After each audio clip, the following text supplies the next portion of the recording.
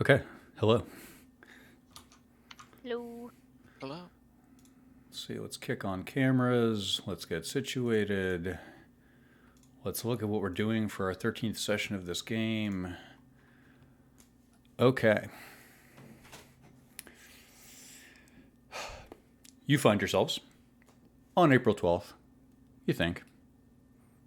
It is difficult to measure time far underground. Alan, you are unsure how long you were in your pocket dimension. You feel the Afridi blood potion setting into your veins. Your circulatory system seems to harden, and you feel your heart having to work harder to keep up. Eden, you remember a mere week ago when the idea of sailing to Cormyr sounded like a fun adventure and a way to dip your toe into doing some good in the world. You now have a sense that you are part of actualizing something much larger into the world. Grint Grommel, you lack depth perception, and the moisture from your breath condenses into a cold fog here. Both of these make it difficult to see exactly what you are looking at, but you know. You find yourself face to face with a lich, a worthy adversary. You are the first one to go down the stairs, Grint, and as such, you gain important first impressions. 1. The lich has no eyebrows, but you can sense the shape of his expression. Grint, you are good at sensing many things, but the mannerisms of an undead is not one of them.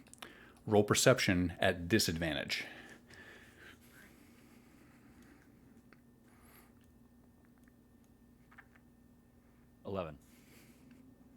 Noted.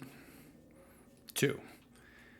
Amongst your companions, you may be the most prepared to be face to face with a legendary adversary and not be afraid. Roll a wisdom saving throw at advantage.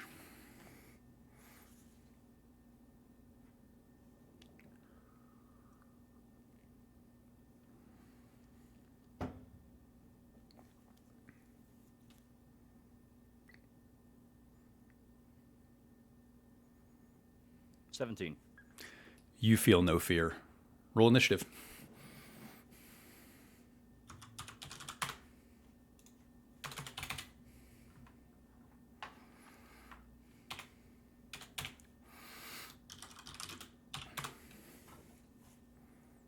I got a 9. Roll me. Yeah, something tells me you're going to go first. What'd you get? I got a 4. Never mind, I saw Lorne's roll. I got a 5. What? No, you got a 9. Right. We both got a 9 and we rolled off. Oh, I see. I'm sorry. You have a 9 plus. Just barely. Acting maybe 100 milliseconds first. You react just faster.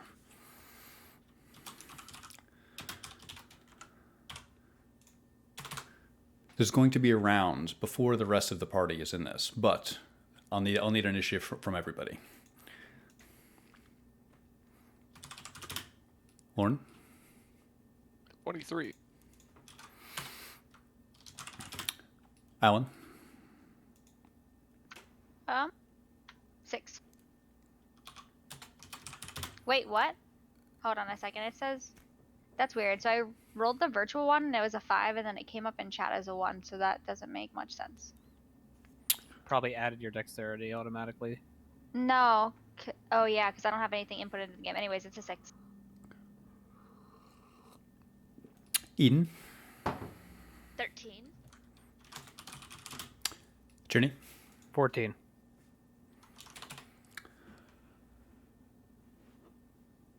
At the top of the first round, Grint Grommel, you see Sedge.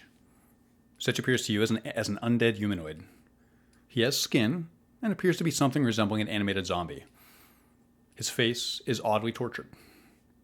He swirls with power. He appears to be the central point at which all of the ice crystals in the room are arranged. He looks at you. You look at him. You act first. It's your turn. Grint calls out. He says, "Hey, you Sedge. I am. You got the quill? It's here. I don't have it, but it's close to us. Can we have it? You may. When he speaks, he has a fairly flat delivery to his voice, but his jaw doesn't move.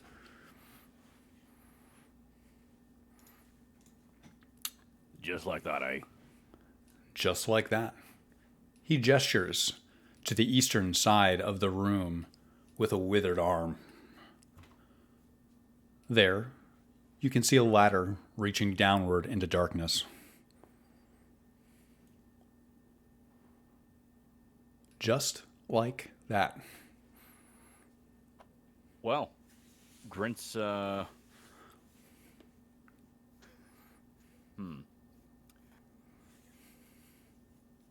Yeah, you know what? Grint is just happy that for once things might be easy. He's gonna start moving towards the ladder. Sounds good. Take your move. But there's a skeleton here, is that correct? There is. Its bones are covered in rime and frost.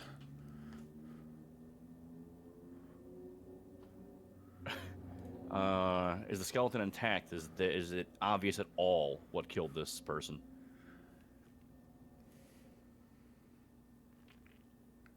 How do you attempt to? Do you steal a glance, like look quickly as you move, or do you stop? Correct. Okay. Roll perception then.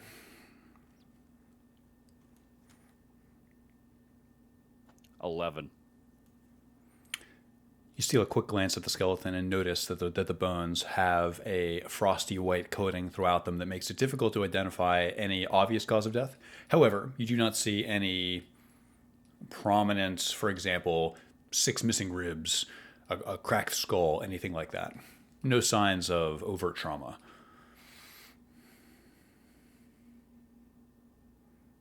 Grint is going to go around the skeleton, which I believe puts me here, if I counted properly.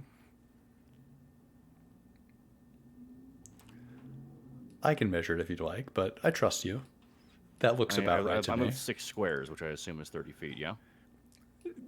Depends on the cornering of it, but I think you step gingerly over the skeleton. Fair enough. You end your Around turn there. I don't step over the Okay, skeleton. you step I do not around cross it. over the skeleton. No.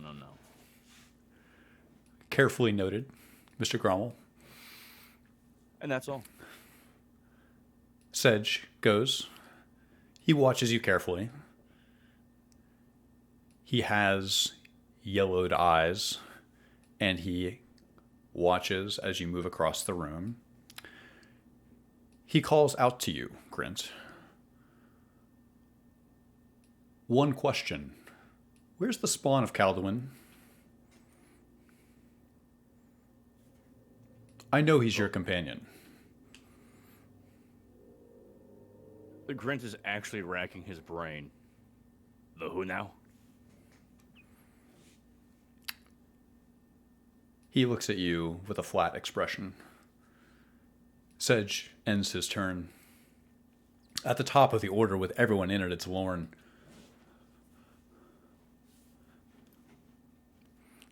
He straightens his back, trying to make himself look presentable, tightening the coat around his chest, looking over to Tierney first. Not easy then. For you, maybe. Yeah. He'll take a very slow but methodical step into the room. He will never look Sedge directly in the eye. Take your movement, Mr. Danavir. The Screw around the edge. air is cool in here. Deep, dense. You have to push through ice crystals. You make no eye contact with Sedge, and you are unsure if he is watching you. You keep your head down, is that right? Very much so. Do you have any questions or things you attempt to discern about the room? Something about the I wall see you're Grint against, is- perhaps. Grint is basically standing over a skeleton corpse at this point, correct? Can I make anything out of it? What are you attempting to make out? Mostly the age of this thing. Is this fresh? It does not look fresh. Noted. But no, he's making no sound whatsoever to either Grint or Sedge. You walk silently along the frost-encrusted inner wall. Tierney Fang. I'd like to walk into the room.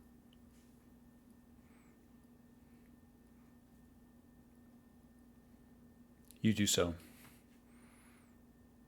I'll stand arms akimbo and address the Lich. He doesn't address you. Simply watch as you approach. I am the spawn of Calderwin. So you are.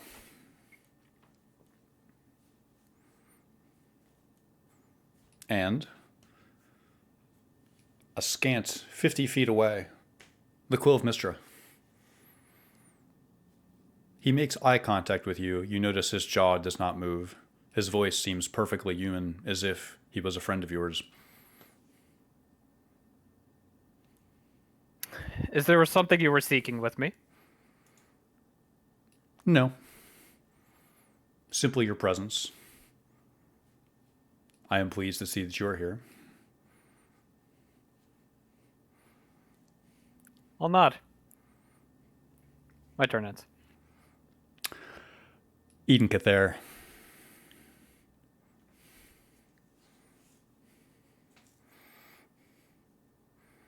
So Eden, with his body, I think, facing towards the Lich the entire time, so he's never, like, exactly looking away, will slowly creep his way into the room, looking very terrified. Could you define that a little bit closer for me here? So you're maintaining sort of a posture of awareness, facing towards Sedge the whole time, like you kind of fall at an angle as you like. So you maintain, if there was a line between you and him, you were maintaining a posture of awareness toward him. Did I interpret that correctly? Exactly.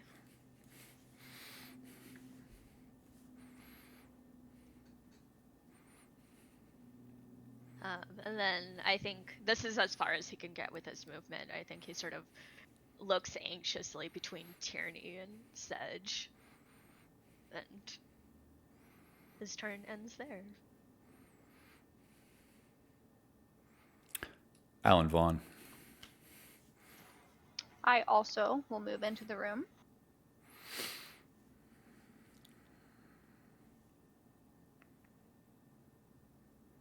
I'm just gonna kind of huddle up here with my friends, and I don't really have anything to say yet, so I'm gonna just wait it out.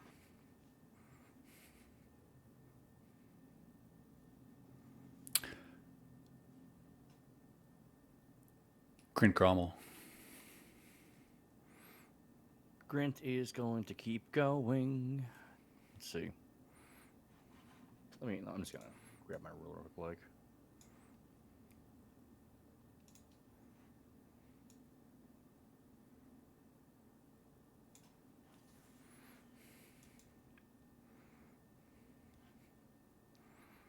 I'll move to there.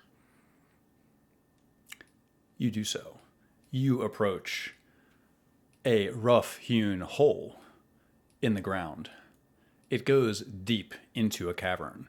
You cannot quite see the bottom. If you wanted to, you could spend a turn, not this turn, but the next. You can spend one full turn gazing downward without descending the ladder, if you so choose. You end your turn there.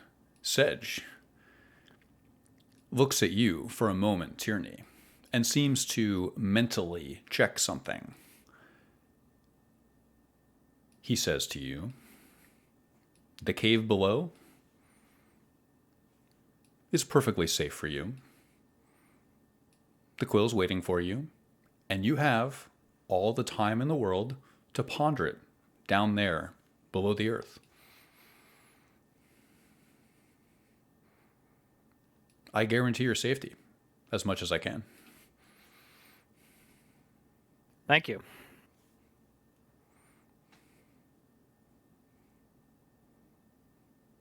The Lich does not respond. Your gratitude may be lost on him. He ends his turn at the top of the order with Lorne de Navir. Me, Felmari, the player, does not recognize the name Calduin Wood Lorne. No. Try to rack his mind for it. I keep his head down and follow Grint at this point. Continue to skirt across the edge of the room.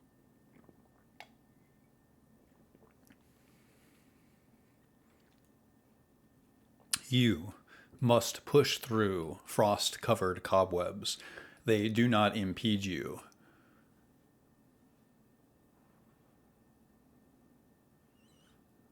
I'll brush them off to the best of his ability. Are they made of ice, or are they actually just cobwebs covered in frost? They seem to be, as you touch them, cobwebs covered in frost. The frost falls off in chunks.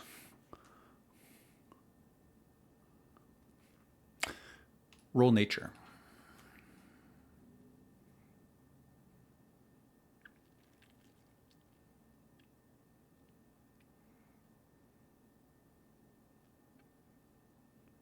That'd be a hot 11.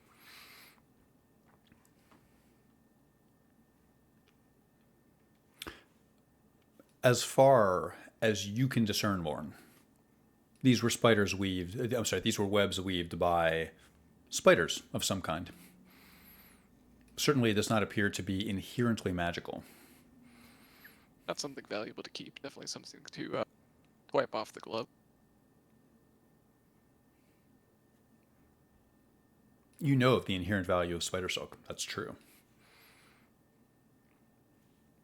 Anything else for your turn? He glanced over his shoulder to see if he was being watched. You are not. Specifically. You glance over your shoulder. You see the side of the Lich's head where there is no ear, having long rotted away. Somewhat comforted, he will try to fall in line with Grint. You see Grint Grommel near this large rock hole in the ground.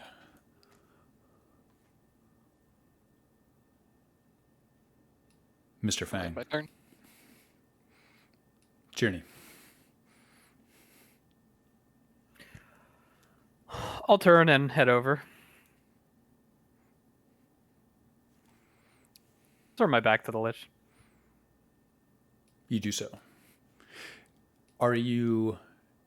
Do you attempt to convey a sense of, simply trying to interpret, a sense of disrespect? When you turn, do you turn your back, or do you walk eastward on not caring which way your back is facing?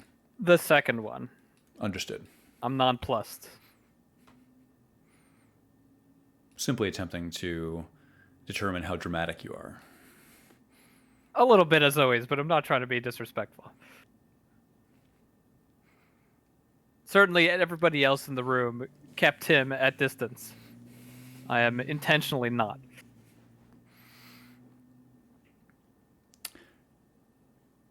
Eden Cather. So Eden will slink after Tierney.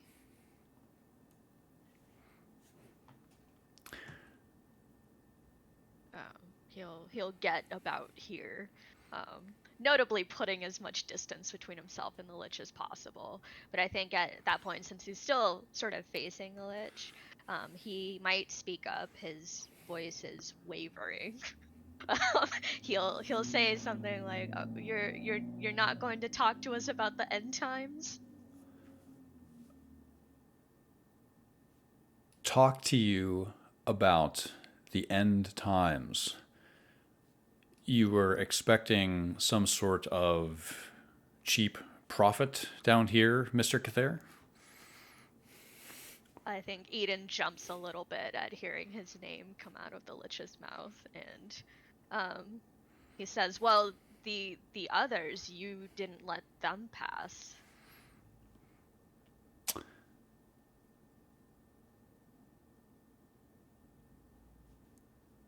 There is a long pause.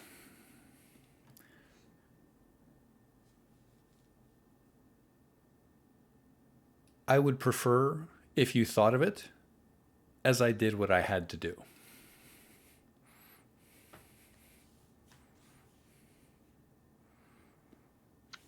Michael, your audio and video are not together. In sync. They're Really? not in They're sync. desync, yeah, a little bit. There was right towards the end there. I think you could It was very disconnect and try it dramatic. again. Okay, well, let's... You're good. Oh, You're good now. okay. So Eden just looks scared out of his mind at this point, and I think he just stammers, "Why us?" Not us, per se.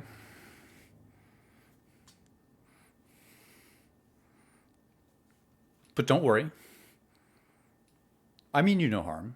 If your concern is that you would end up like one of many others, your concerns are well placed. But thankfully, they won't come to pass. His jaw hangs at a 45-degree angle, unmoving as he talks to you. I think you can almost see visibly the question marks appearing above. I'm going Eden's to head. put my arm around Eden and direct him toward the stair. Gently. Eden accepts this redirection. The stair? Stairs or the ladder? Ladder, apologies. And with that, he will cease his conversation and end his turn. Grint, Grommel. Yeah, it's probably best if we all kind of Sorry, did we group up skip Alan? before descent. Nope. No, oh, okay, Yeah, Grint's right Um, before me. okay. I will move to the threshold. Is that a rope right there next to the ladder? It is. Does it look to be in good condition? It looks frosted over. Yeah. I will look down. I will stare into the abyss then. You look down. Are you looking at roll 20? I am. Okay. You can see down into a cavern. Sticking your head down, there is a cavern here that is faintly illuminated by the combination of the white glow of the room that you're in, and there are some bioluminescent plants down here.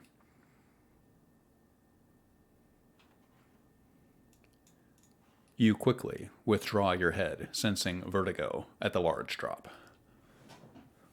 Okay. Grint will wait for the party to convene then. It's Sedge's turn.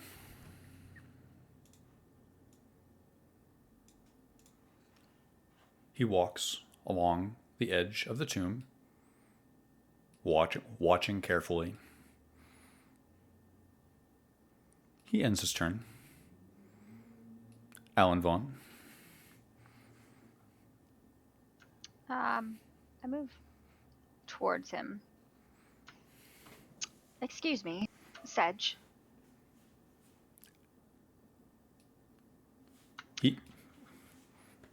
I'm not one to come into someone's abode and not at least, talk to them, I guess.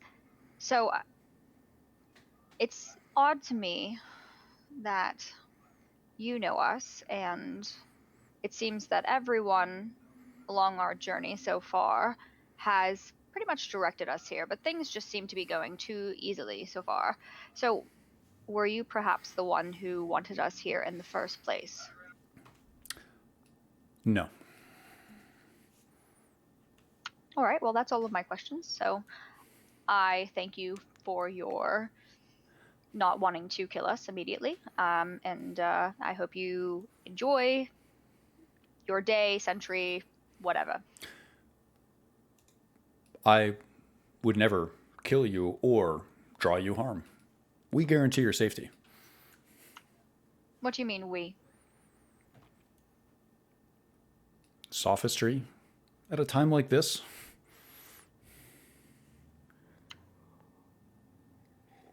Yeah, why not? I don't have anywhere else to be. Miss Vaughn, your blood draws rather hard. One would imagine you have more exigent concerns. Sometimes. It remains your turn. I will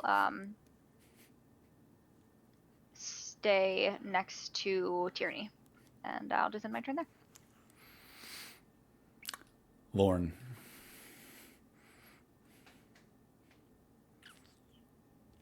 If he isn't the arbiter of our fate, then truly the threads that brought us here are crueler and crueler still.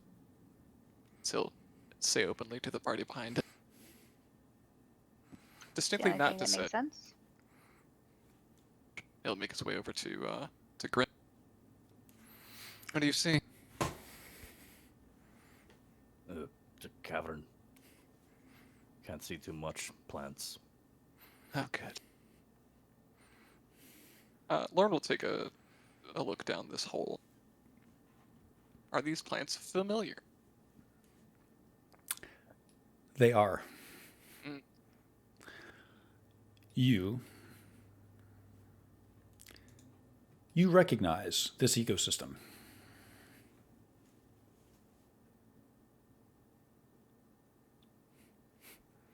Crueler and crueler still. He'll sit, legs dangling on the precipice of this hole, not making his way down.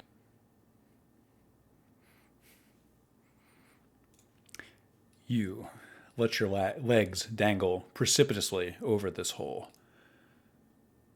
Tierney Fang.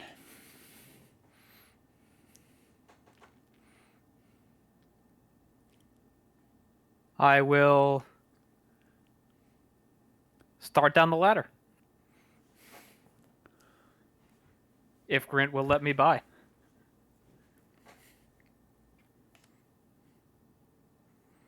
Grant would actually not. He'd say, "Hey, maybe I should go down first, eh?"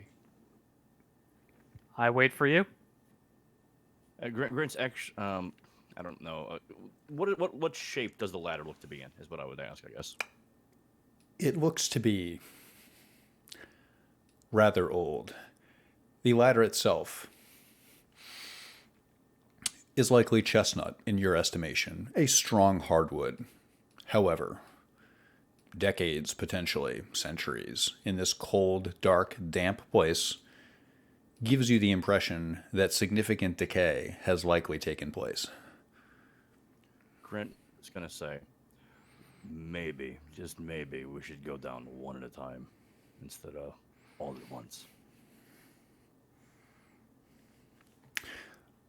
The ladder looks to be about 40 feet down.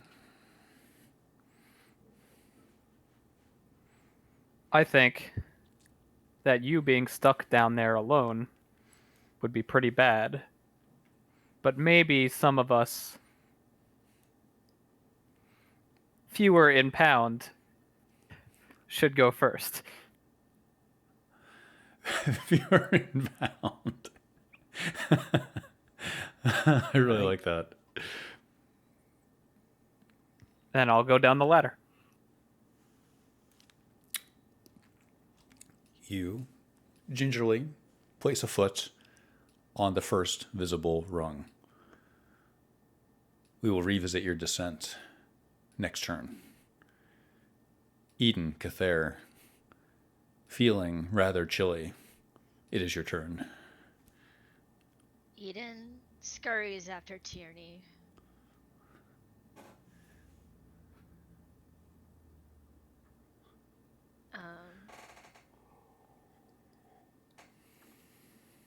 But I think that he'll wait for Grin to descend first, in the grand scheme of ladder descending.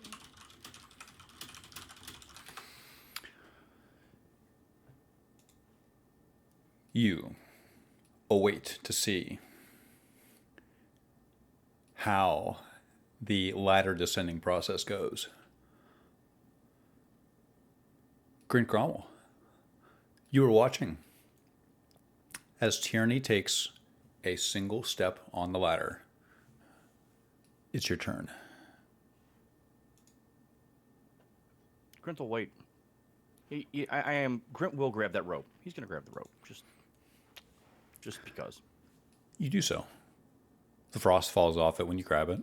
It's an old linen rope. Can I estimate how long it is? You pull it end over end over end over end to see roughly how long is it. You think it's probably about 60 or 70 feet long. You give it a experimental tug. It holds as well as you'd expect. Is there something to tie it to? There is a pile of desiccated skeletons. There are several small rocks. There is a mining pick. There is a lich standing next to a massive broken tomb. No, like sconce on the wall or something like that? Nothing readily apparent. Grin will still hold on to the rope all the same.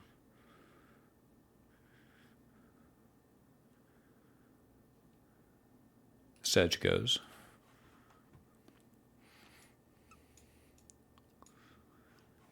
He moves and patiently watches and waits. He ends his turn. Alan Vaughn.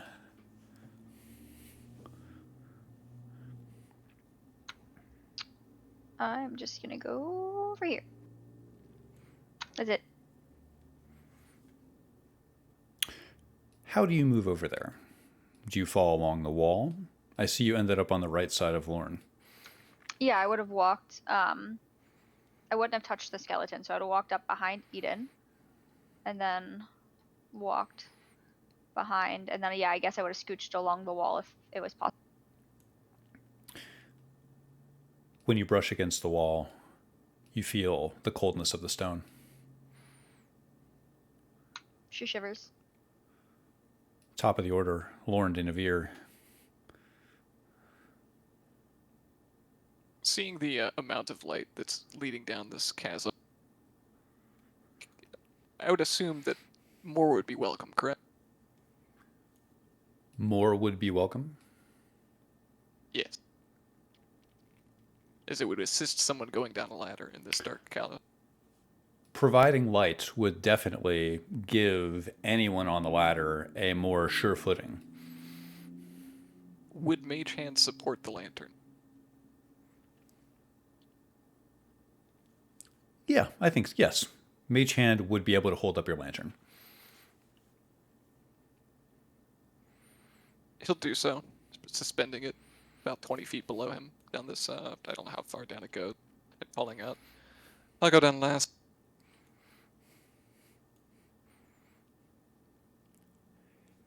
Your lantern is magically suspended by a spectral hand. The spectral hand slowly lowers it down the hole, and it holds your lantern, casting light not just around the ladder, but you can see a bit more of the room once you're on it. Tierney Fang. Climbing down. Into the breach. Roll me a wisdom saving throw. What is your composure?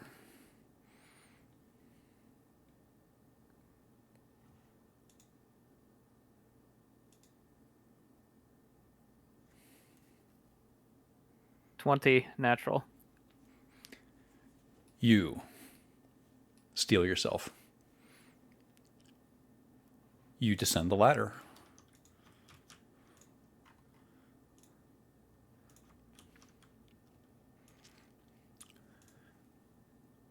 You find yourself halfway down the ladder. From here, you can see much of this cavern.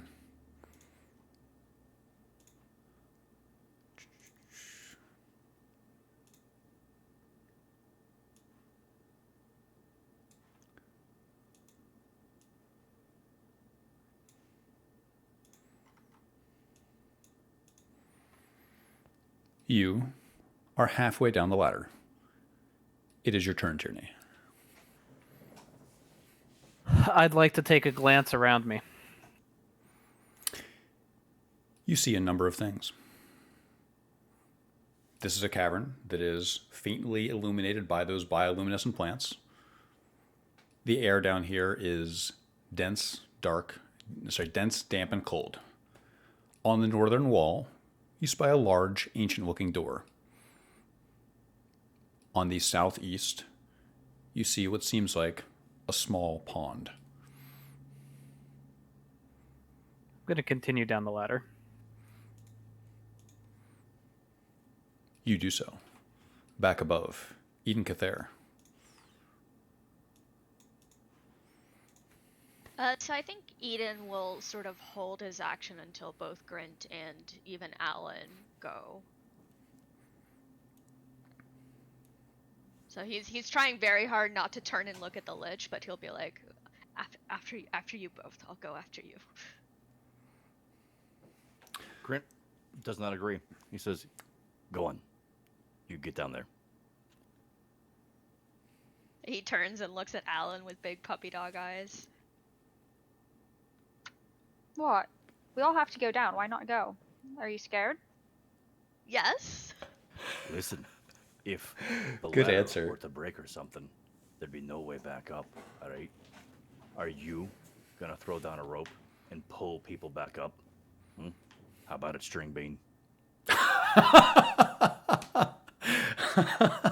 Eden's not even in the mood to be offended by such characterization. That's so he just good. sort of slumps and says, okay. I love every aspect of that. And he Eden's reaction and the way Grint I did guess that's really so descends good. the ladder very quickly. Like, he's trying as fast as possible to spend as little time as possible on that ladder. And he's sort of exuding this high-pitched noise like a tea kettle as he descends.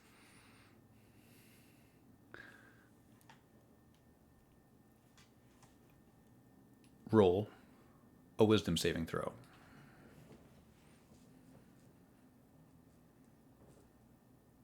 $21? You hold yourself steady as you prepare to descend the ladder. Do you step on the first rung of the ladder? Yes. One moment. You do so. Your foot fits onto the horizontal wooden rung, and you prepare to descend. Grint Grommel.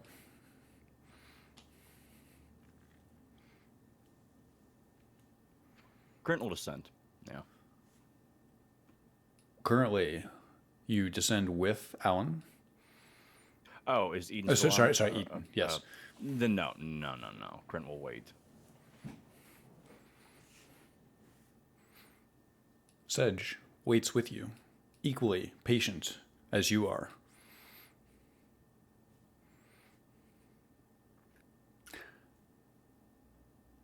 Alan Vaughn.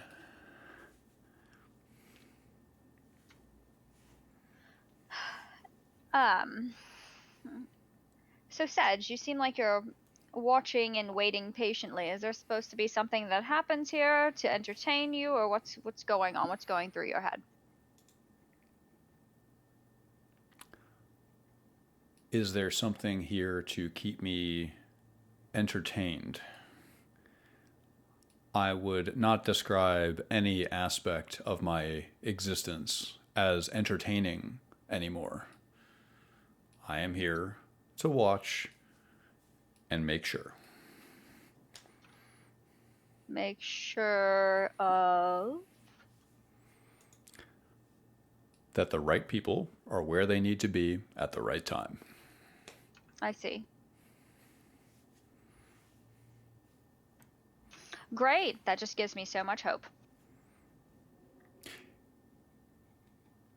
You feel a lack of hope setting in.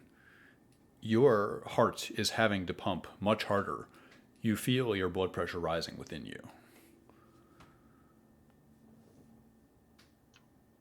How far down the ladder is Eden?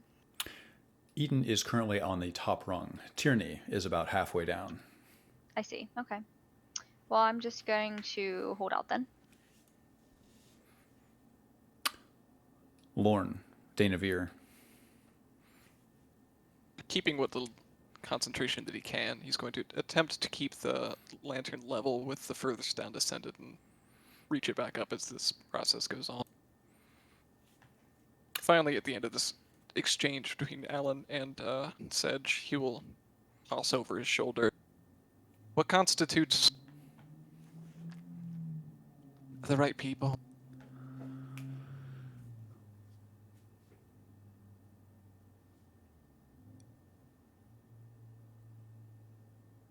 There is a prevailing theory that the right blend of factors in the right people can make all the difference.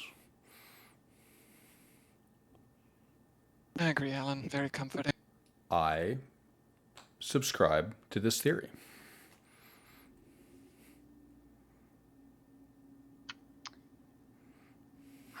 What do you think he would do if we just turned back and didn't feel like going down? I don't think that's much of an option. I don't know. Maybe he heard me and wants to reply.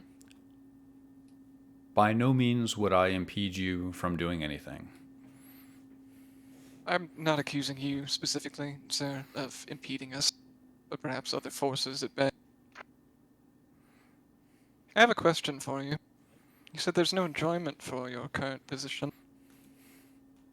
So you would like to leave the position, yeah? Quite the contrary. I rather enjoy my position. It is not entertaining, but it is the life I have chosen.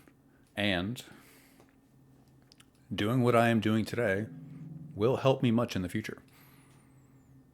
I don't mean to be difficult with you, Mr. Dainavir. You'll understand in time. Difficulties certainly come with the territory. So he's wrapping his fingers very nervously at the lip of this precipice.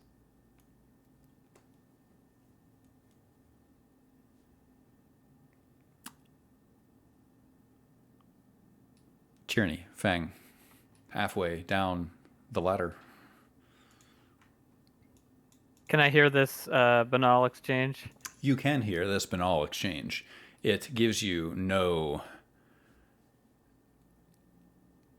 faith in the constellation of factors that seem to be converging. You are continuing to descend the ladder, is that right? I will. Far And I will try and go as fast as possible so I can get to the ground and use my faculties. far above you, you hear the ladder creak just slightly as Eden steps on the top rung far above you. I'm going to call up if I hear Eden step on. One at a time, please. You attempt to quickly go down to the bottom of the ladder. Roll athletics.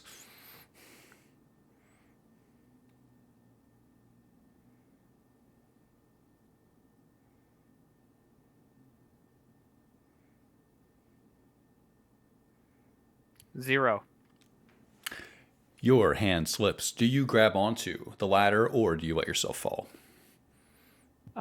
It's all instinct.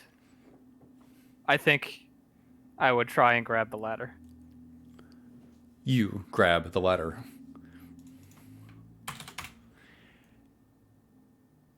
Your hand fails to find purchase on the icy rung. You fall roughly 10 feet to the ground. It's a hard fall onto stone. Take 2 bludgeoning. You land, and it doesn't do much more than roughly knock the air out of you, but it hurts. You land on your back, and it knocks the air out of your lungs. Far up above you, the ladder sways slightly. I will try for the rest of the round to contain the noise of my wheezing so people don't notice. Eden Cather. far down below you, you hear a dull thud. Underfoot, the ladder sways. Roll acrobatics. 14. You barely maintain your footing as the ladder sways ominously below you. The force from tyranny falling off and then pushing it makes it move back and forth. Do you If he continue? looks down, can he see Tierney? In the darkness, you can see Tyranny catching his breath at the bottom of the ladder. Okay. He is rubbing his left elbow and his rib cage as if he just took a hard fall. Okay. I think Eden, not quite in a panic, but would be very concerned and thus scrambled down the ladder to try to look at Tierney's injuries. When you say scramble, are you acting with haste to try to help Tyranny, or do you carefully descend, sort of Tyranny aware? He does not carefully descend. He does the opposite of carefully descend. Just trying to get a gauge on that scramble gauge and exactly where we are. Roll athletics at disadvantage. That would be a 1. You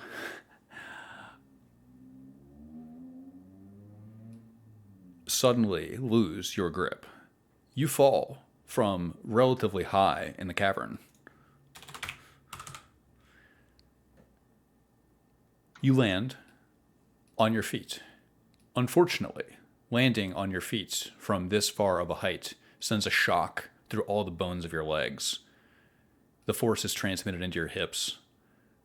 The sensation is unbearable.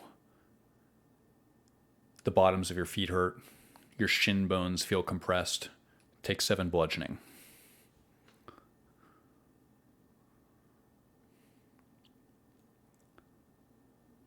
Grint, Grommel, from up That's my above. name. From up above, you watch as Eden loses his grip and falls down below. Grant is just one of these right here, just like, oh, fuck. Just almost completely expected, like he knew it was gonna happen.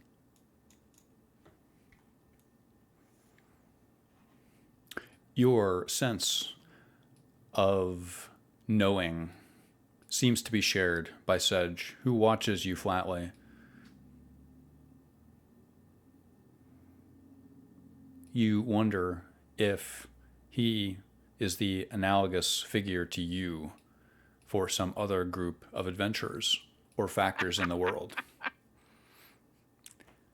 It is your turn. Okay.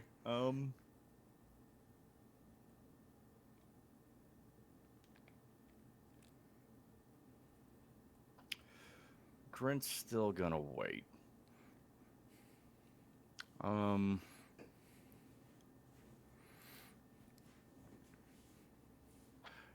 But he will ask Sedge. Because he's kind of starting to get bored. He will talk to Sedge, and he's gonna say, "So, what'd you do with all the people who came before us?"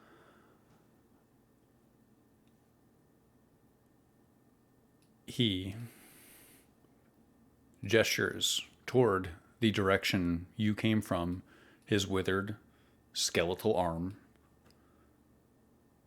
is toward the front of the temple, the stairs that you descended. He doesn't say a word.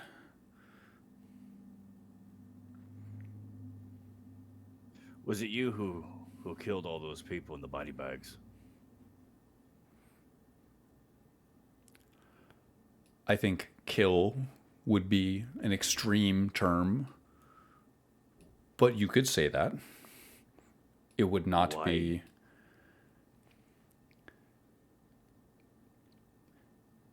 Do you know anything about poultry farming?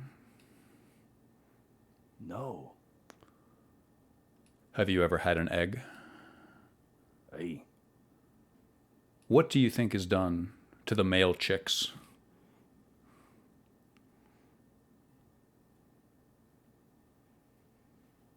I don't know. It will give you something to think about when you're down below, I'm sure. I don't really spend a lot of time thinking about farming.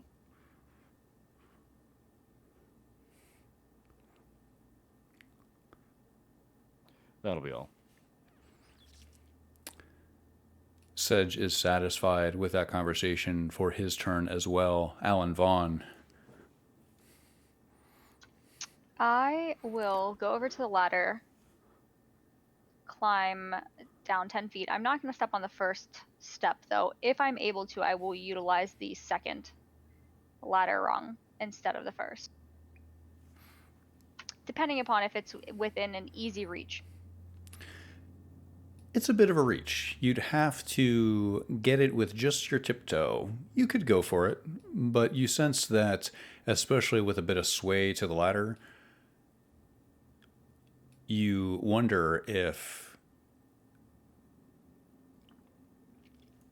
a more measured approach may simply be easier. But you could reach the second rung. Okay. Grint, can you hold on to my hands for a moment? You got it, princess. Thanks. I will use Grint's assistance to get to the second rung, and I will take. I just want to get 10 feet down, and then I'm going to Misty Step to the bottom. Let's do acrobatics at advantage with Grint's help to get onto the second rung.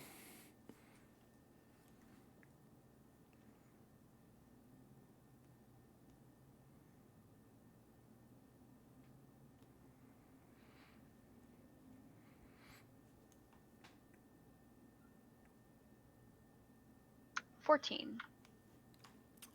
You delicately extend your tippy toe, find the second rung still holding on to Grint's hand, and as you get the ball of your foot on the rung in order to have it support you, you let go of his hand and clutch the ladder. You can go 10 feet down and Misty Step down quite easily. Wonderful. You do so? I do. Okay. And then I will just look around and check on my compatriots.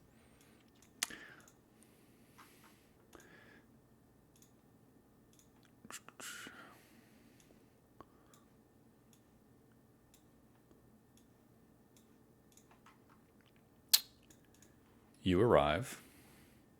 You target your Misty Step at these underground flagstones deep down below the earth. You arrive next to a Tyranny Fang and an Eden Cather, both looking significantly worse for wear.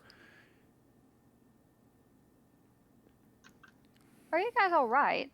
Is it the air down here, or what happened? I'm fine. Wheezes musically like an accordion as he's trying to stretch up to his height.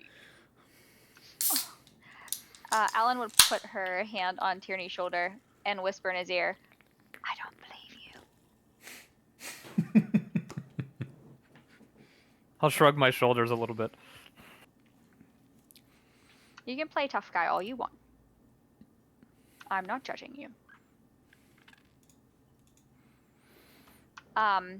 If I'm able to, I'll give Eden a hand to get up, or just a shoulder to lean on. You can support Eden physically and emotionally, and just sort of be there for someone that you know is in pain. That's all. He appreciates it immensely. Back under the watchful eye of an ancient lich, we have Lorne Dainavir. He'll motion for Grint to go in front of him. Were the fruits of this enterprise successful?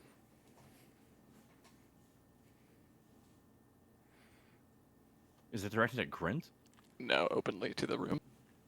He still has not made eye contact with Sedge, but will look over his shoulder to address him. Yes. I'll just give a knowing nod, waiting patiently for Grint to take a step down.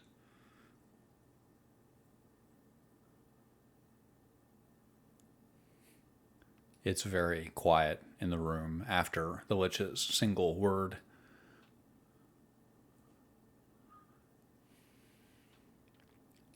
Down below,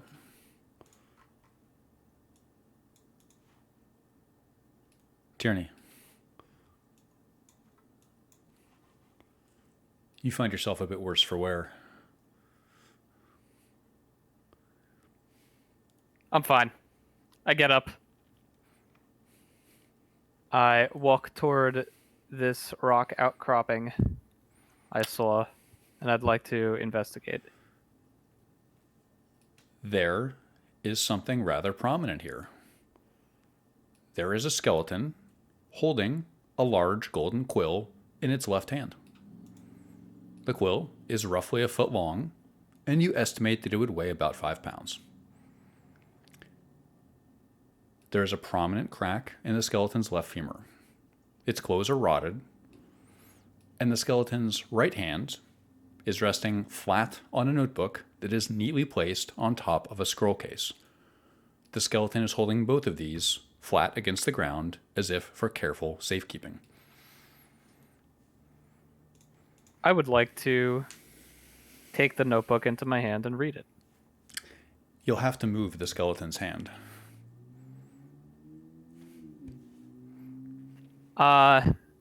In that case, I would like to... No, you know what? I move the skeleton's hand. You do so. There's no flesh on the hand. There are 2 items underneath. Both have a bit of gray dust on them.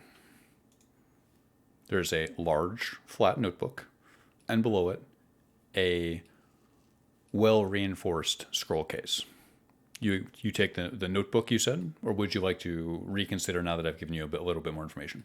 No, I would like to eventually grab both, but given the metes and bounds of my turn, I would like to prioritize the notebook. You pick up the notebook.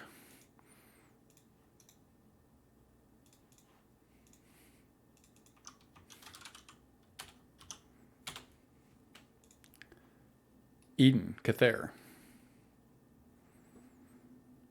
It becomes your turn. You watch as Tierney manipulates a skeleton near a rock outcropping slightly to your west. Alan's hand is heavy on your shoulder. Yeah, I think he is leaning pretty heavily on Alan, so they might move together. But he'll just say to her, like, we need to get closer to Tierney in case. And then he looks around the cave in a sort of paranoid fashion, as if monsters might jump out of the shadows to devour them where they stand. You ready yourself for the monsters in the darkness.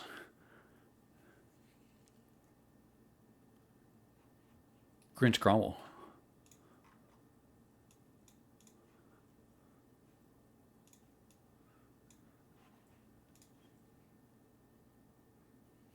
Everyone's off the ladder down there now, right?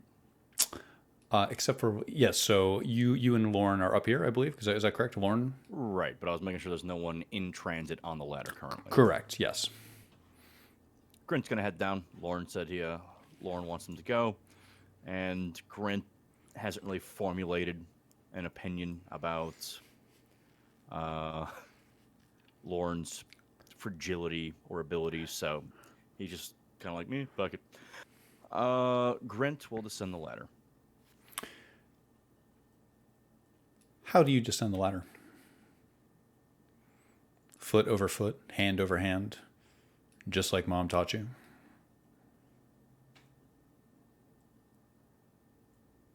Wouldn't say how like Mom taught him, or more like his because he's been up and down siege ladders quite a bit, so he's drilled this. But this could be a bit different, so he would treat it much like that. You descend this ladder quite deftly.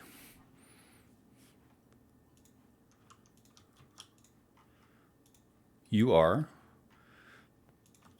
halfway down the ladder. From down below you, you can see Tierney about 30 feet to the west, and directly below you, Alan and Eden. Do you continue to descend? Yes. You do so. You arrive at the bottom of the ladder, taking a simple step off of it. You notice that your companions seem much worse for wear than they were just a brief moment ago. Yeah. Grint sniffs the air. What does it smell like down here? It smells.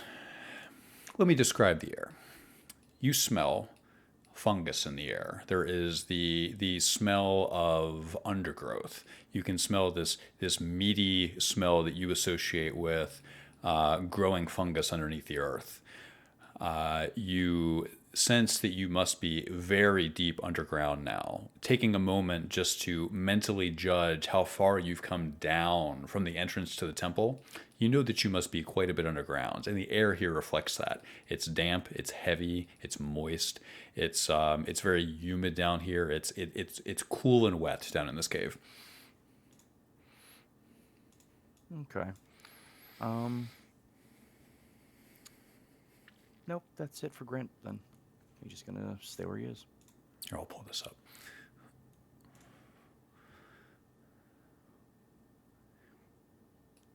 Alan?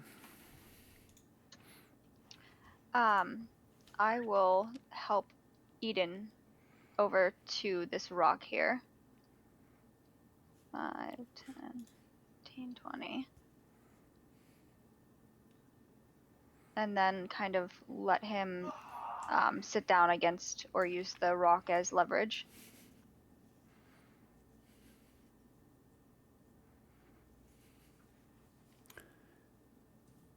You guide Eden to use the rock like a bit of a improvised place to sit down, at least take some weight off of his legs. Tierney, what have you got over there? A notebook, some scrolls, and our prize. I see. Okay, I'm coming over. Is the choice obvious to you yet? What choice? The choice we're supposed to make. Well, first I would like to see the quill and I can see what it does. It's going to take me a little time, but I can at least identify it and see what it even does. And if it can be of use to us or if we should just destroy it. Tierney, are you able to hand it to me? I don't have it yet. Would I be able to use dash to get over there and pick it up? Or no?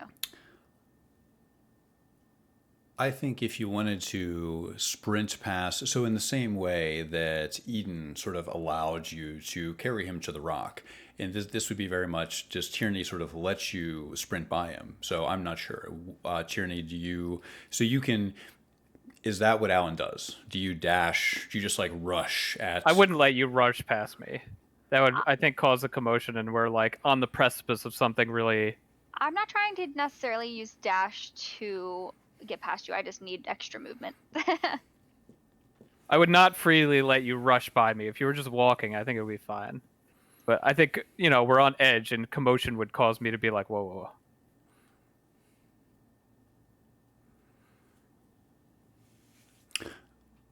I think there's probably an element here of you and Tierney could kind of communicate much of what was just said via eye contact and subconscious tells.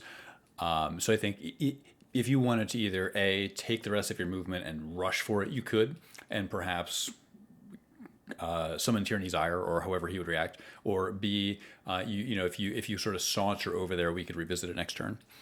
Okay, yeah, I'm just gonna make my way to next to Tierney. Did you find anything good in there? Cautionary tale, and I will hand her the book that I just read.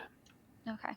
I read through the description of it in campaign. I noticed that there were some mention of Harper hierarchy and things like that. Did you elaborate in a different article about that, or? I did not. It is just enough to suggest an affiliation. An affiliation between Mistra and the Harpers? An affiliation between the author of this document and the Harpers. I see. Okay, got it. I will just wait till next turn, and I'm assuming that Tierney would have heard me talking about being able to identify what the quill does, so. That's it. Lorne, Dainavir. Finally, in relative privacy, he will take a step up from this hole in the ground, turn directly, looking Sedge, one eye to both of his. And very seriously, under his breath, he will ask him a question, which I will send you in character check. I can't wait. Oh, the secrecy. I can't wait.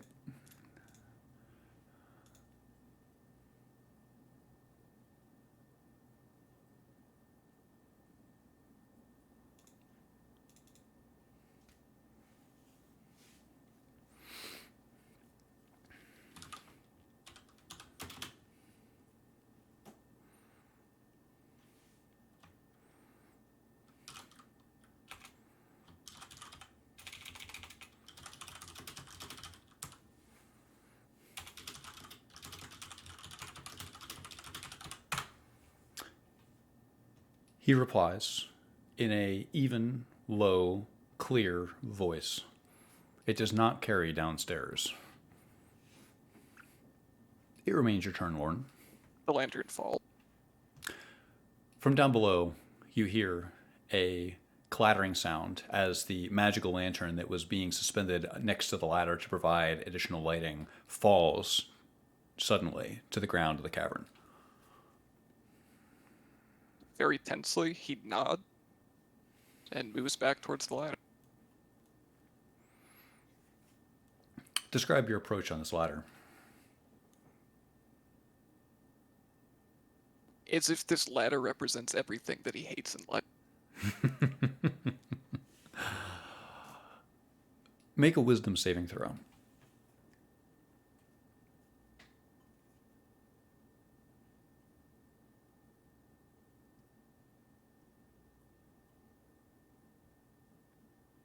Okay, I was doing that at disadvantage, but I crit both times, so we'll just roll with. Describe what type of crit, a 20 or a 1? 20 on both rolls. You Can confirm.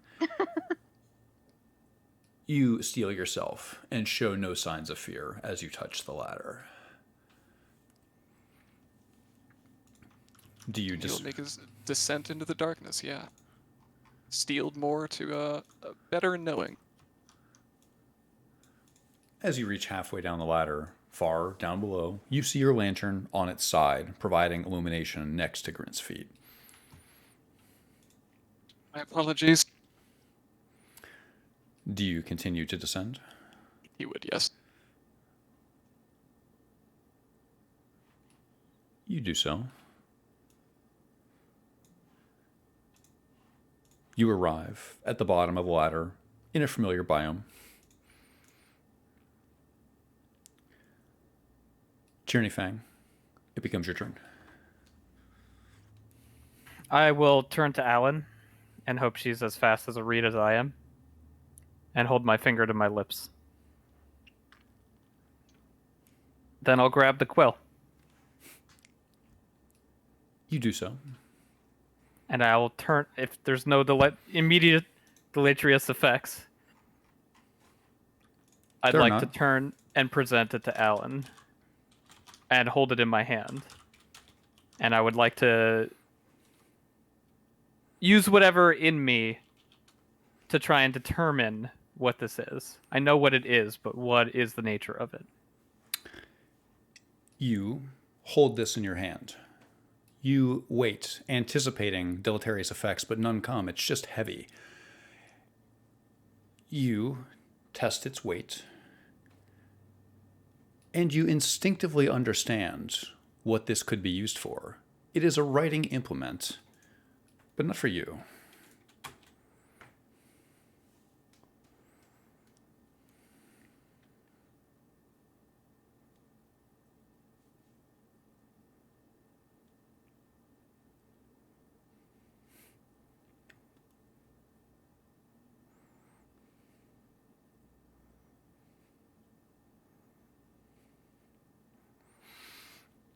It remains your turn.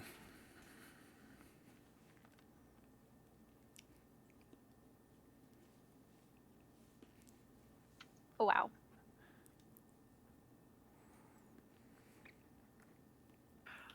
Gonna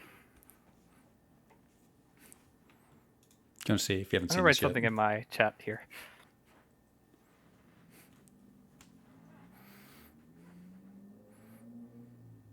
Nah, you know what? Fuck it. I'm using it.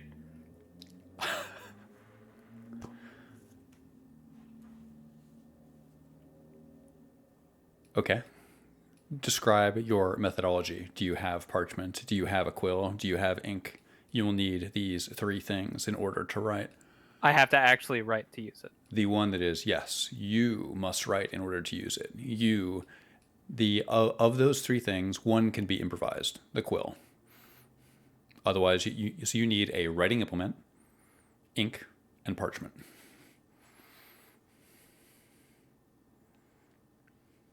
Okay. Never mind then, for now. I would like to hand this to Alan and grab the scroll case behind me. Alan, the quill is heavy in your hands. Tyranny Fang, do you open the scroll case? It appears to be ancient leather of some type and seems to have held up rather well given the circumstances. There is a metal clasp holding it shut. Yes. You open it. There is a fine spray of dust. You observe that there are 7 scrolls within.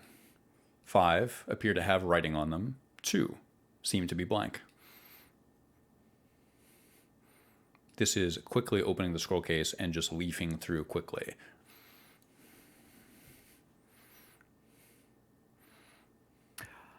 I would like to nick one of the empty ones. You do so.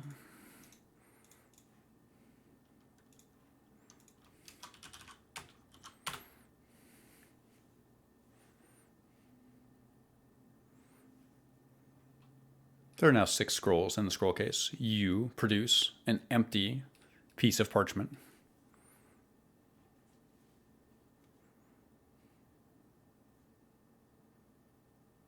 I think that ends my turn.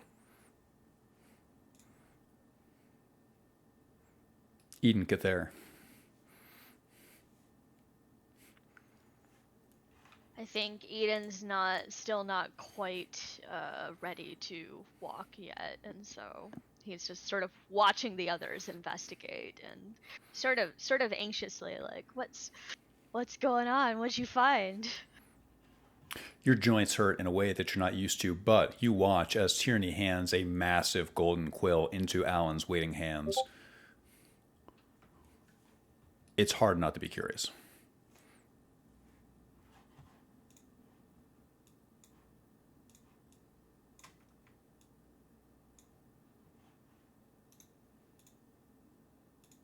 How's it going over there, guys? It's going.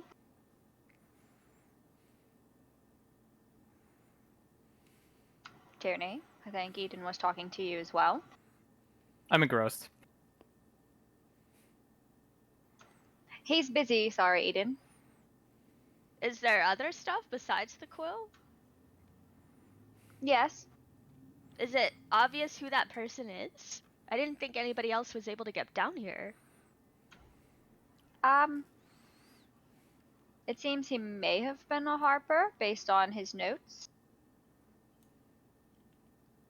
or affiliated with the group. So that's about as much as I know. Tierney, any ideas? Oh, I don't know. Some sort of dungeon delver, I'd assume.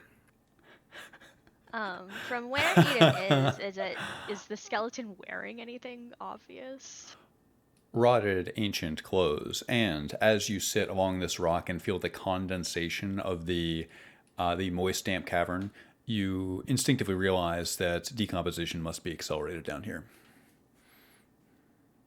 Okay, so it's also not obvious how soon they passed away.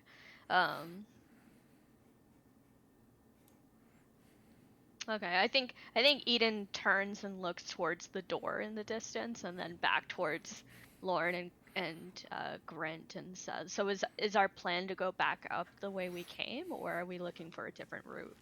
I'm sorry, is the thing to the north a door? Out of character? It is. I see. That is a massive door set into the northern wall of the cavern. Now, guys, don't go getting excited and running through that door. I think we need some time to rest before we go on any more adventures. I agree. If I can assure you of any one thing, that resting here in this of all places is not ideal. I'd rather rest up there with the bones ahead of us Why? than here. Are you scared of moisture? The moisture is the least of your concern. Edge promised that no harm would come to us while we were down here. Comforting. I don't think I'd like a lich watching me sleep, to be honest, and we can take shifts, so it's really not that big of a deal, in my opinion. I agree. I've slept in much worse places. I doubt it. That was so fast. Why don't you like this place? That was a good question. God, such good Let's players. say, transparency, sure. I have a bit of a history with dark hole photoluminescent plants. Do you care to elaborate, then? This is an interrogation, miss. Now it is. It's less an interrogation and more we clearly don't know what the dangers are in this cave. I don't know, That I much kind is of like the idea of an interrogation. Alan, we don't interrogate our group members. I do now. Now I'm an interrogator. You can call me Detective Allen. Well, Miss Because of this Detective, what is your first question? I'm sorry, what? I said then, well, Miss Detective, what is your first question? Why are you scared of the moist downstairs? I will state it again, it's less of the moisture and what else would reside. Okay, so we're in a cavern. It's closed off. The only other exit is up or through the door. I think that this particular area is probably the safest we're going to get in a long time. Plus, upstairs there's a lich, and I'm not very fond of him watching me sleep. So why don't we stay down here? We can check out the pond over there, see if the water is clean and drinkable. If it is, we can fill our water skins, we can take a rest, and then we can move on through the door and either meet our doom or find something exciting. One way or another, that's the only two options. In Laura's defense, I'm curious, from where you are, is it obvious how that Harper died? I don't know if he was a Harper, but Pretty sure he broke his leg. there you go. Okay, so he was unable to move. All right. And could not climb up. You could see the broken femur. Well, case closed then. Your expedition continues. I assure you, the water will be of most safety. As you will try to disengage from this conversation. So are you going back upstairs to sleep with the lich? He's been lonely. You might want to go cuddle or something. Doubtful. I'm going to If we're in free form now, which it feels we are, We're in freeform now. I'd like to ask for the quill back with my hand. Um. Hmm. Uh, you had your turn. Turn. Yes, you had your turn. You touched it first. Now I have it. It's my Mom turn. says it's my turn with the gold quill. Come now, Alan. I'll go over and put like my arm around Tierney, my free arm. Um, um, I want to lift my curse. oh, Yes. oh, okay. That seems like a very valid reason to want to use it. I have a question for you first. If you answer it, I will give you the quill. I'll raise an eyebrow, but entertain Alan for the moment. Mr. Frosty Boy upstairs mentioned your daddy. And so now I'm curious, why would he know about him? And what's the significance? Is the dead guy your dad? Boy, I hope not. Okay. That's good. That would be I'm a glad to lot. hear that. That would be a lot. But is some significance, I am the bastard son of an elvish noble from Everesca. I think my father would prefer I didn't exist. And I don't know where he is. Sounds like a douchebag. All right. Like Why was father, he like so- son. Yeah, why was he Wow. so... Oh, they're not that bad. Oh, with that being said, why was he so concerned about your dad? I don't know. In all honesty, I don't know. All right. And late one night, I saw my father in a very dark place. In my dreams. Oh.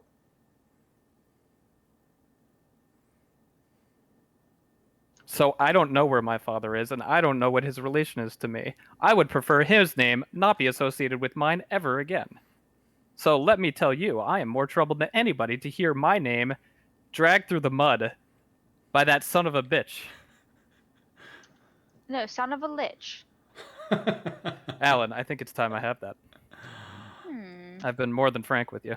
You're not wrong. So what is your curse? Since I'm interrogating everyone I can't today, tell you. You can't tell me. Physically, I cannot tell you. Ah, I see. The necklace won't allow it. So you think if you try to break your curse, it's just going to choke you out again? I'll die one way or the other. Well, I don't want you to die. Me neither. And I have the perfect methodology to accomplish this task. Miss Vaughn, I think I've been very accommodating with this. All right. Fine. Alan gives him the quill. I will take the quill.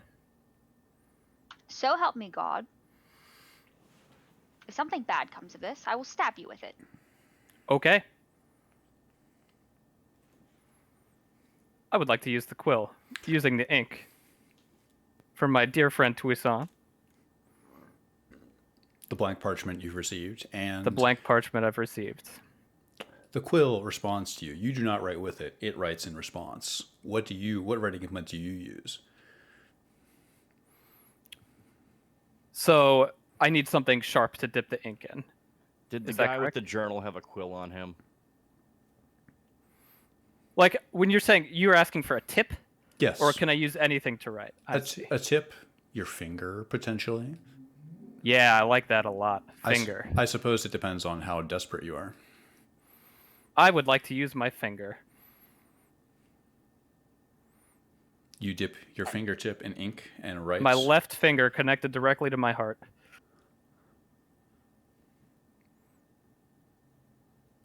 What do you write?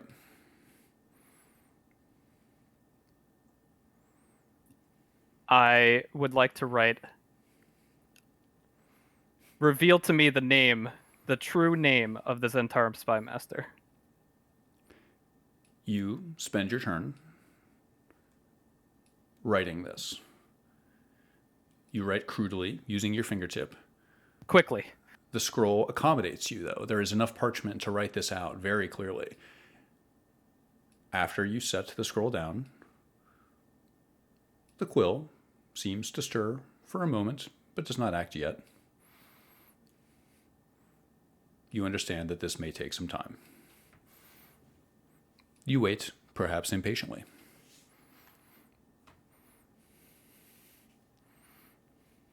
While he's waiting, Grint is going to move over here to the spring. Oh, and are these mushrooms nearby the spring? They are. Okay. Grint may know something about cave mushrooms. Could I do like a nature check to see if they're edible? Absolutely, you can. Go ahead and roll nature.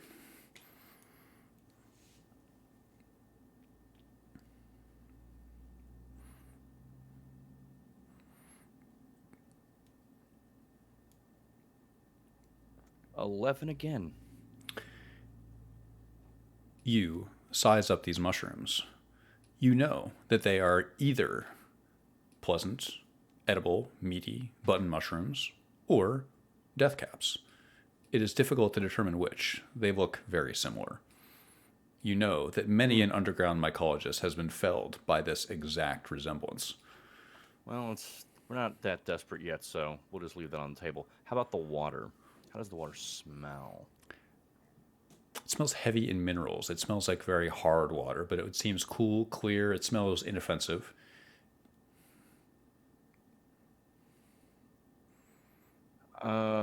Grint will drink from the spring with I'm trying to think about I did bring a cup, right? You know what? Let's just do cupped hands. Let's just say cupped hands. You cup your hands and drink the cool water from the cave. It refreshes you. It quenches your thirst. Since Grint's water skin is empty, since he gave it to the others, he will refill his water skin with this water. Please note this in the manifest as cave water. You drink cave water and you refill your water skin with water from this fresh cave spring. How deep is this spring? About 6 feet. It starts gradual, and then there is a low point deep in the pool.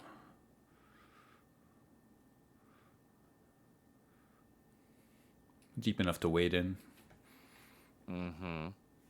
And then eventually taller than your head. Well, yeah.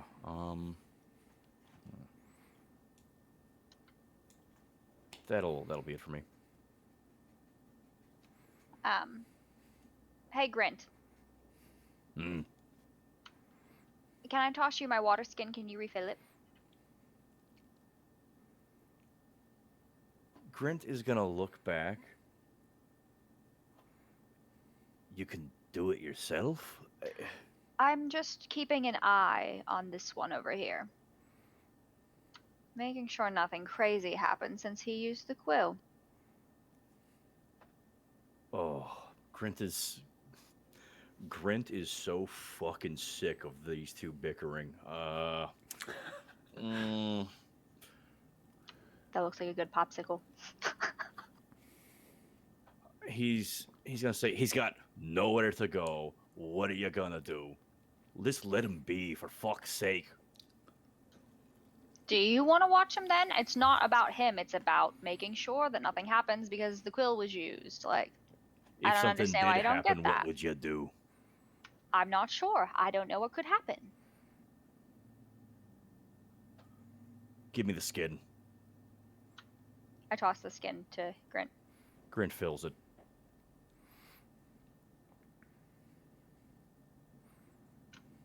Thank you. It just so happened you're the one that went to the water first. If it was Eden, I would have said the same thing.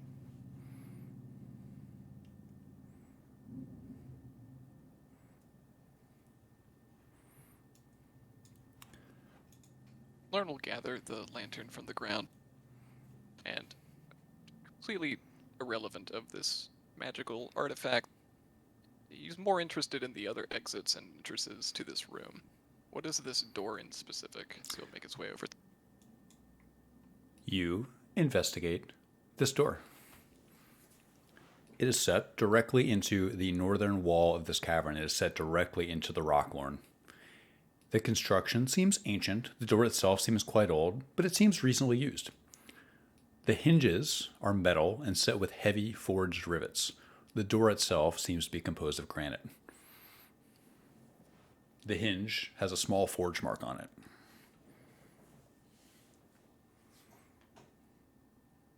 Like the mark of a specific forge, you mean?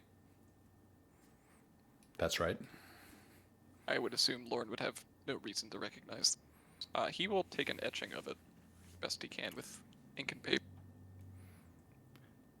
It resembles a vertical line with a wide ellipsoid shape at the bottom end of the line. And he will take this back to Grant. Take this as you will, Grant. I do not have very many comforts down here. You are one of them. Perhaps you would know more of this. Do you recognize this symbol? Explain the symbol to me. He'll hold out the paper in front of you. It's the same. I'll describe it again. Yeah, because I wasn't quite listening. No check here. This is a vertical line, and at the bottom of the vertical line, there is a wide ellipsoid shape. That was the marking on the door, then, eh? The forge mark. So would Grant know anything about this? Grant just shakes his head. It's not familiar to you. He'll roll the paper up. Very well. We should really get some rest then. We got pretty banged up coming down here. It might be even worse on the way out. I agree. All right, so Tierney, are you going to take the first watch since you're waiting for a response? I would like to. I will take that with you. Sounds sensible. I'll take second watch. I'll guarantee you I can't sleep here. I'll take both. You have to sleep. Oh, Do you want to sleep upstairs? Do you want somebody to go with you? You want a babysitter? You want someone to hold your hand? Like, you need to rest, because if we go through that door and there's something that's going to try and kill us, we need you at your best. if only. No, I doubt I could sleep upstairs either. I appreciate your concern. Anyone the way, have any the best I can. magical aspirin or something? Or Benadryl? I'm fairly certain that door leads to the Underdark. Oh, we're already here, friend. This is just the entrance? Yeah, more that was. It'll point directly upwards towards the ladder. Well, that way certainly leads deeper. This journal entails just the same. The priest of Lathander dug this. Isn't singular. Priest? I'm not sure. I hope not just one. Could even be our glowing patron. Despite my apprehensions, I suppose this answers a lot more questions than it asks. The other way around is what I meant. Why does a lich guard the Underdark? Why do any of us do what we don't want? Because somebody has leverage on us. And maybe we signed a contract that we couldn't get out from under.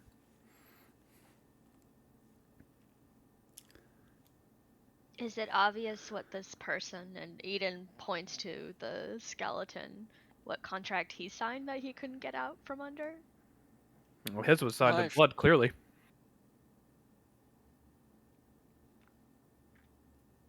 Ever since we've come notes- here, ever since we've come to this place, everybody's just been watching us pass. Isn't it fitting that the most terrifying and terrible creature we should encounter is here with open arms to greet us at the precipice of our destiny?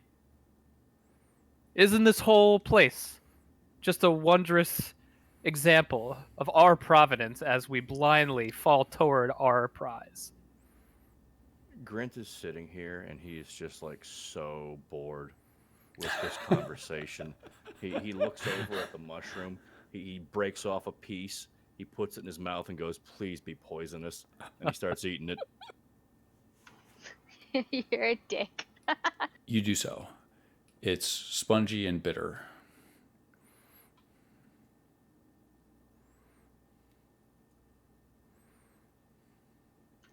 Tierney,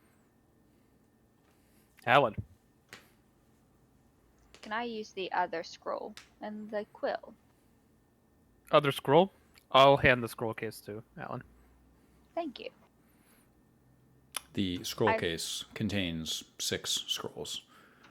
I find the blank one, and I stow it away for right now, and then I'm going to read the others to see if maybe this man asked some good questions. In any particular order, or do you take all 5 out and rifle through them? Yes, I will take all 5 out, and one at a time, I will read through them.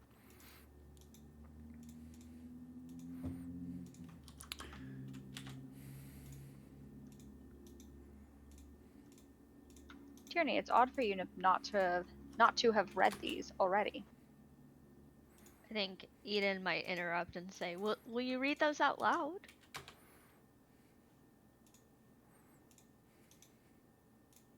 I will read them out loud, but not actually.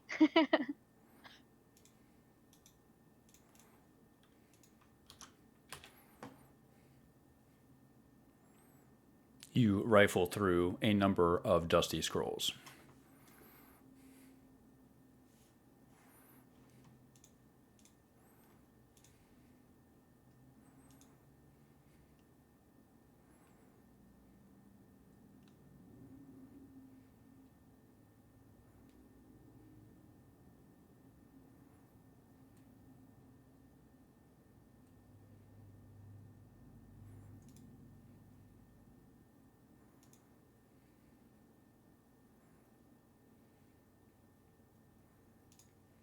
During this period of the quill loading its answer, is it suspended in air? It is resting ominously next to Tierney. So it is making no movement whatsoever. No movement whatsoever. Perhaps you'd like to come and examine this, Lord.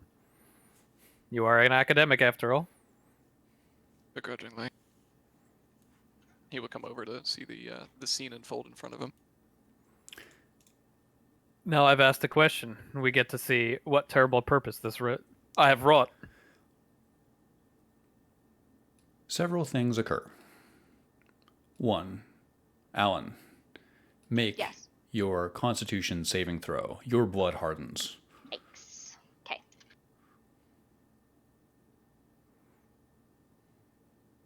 I got a 19, and that's like a 23 or 24. You pass.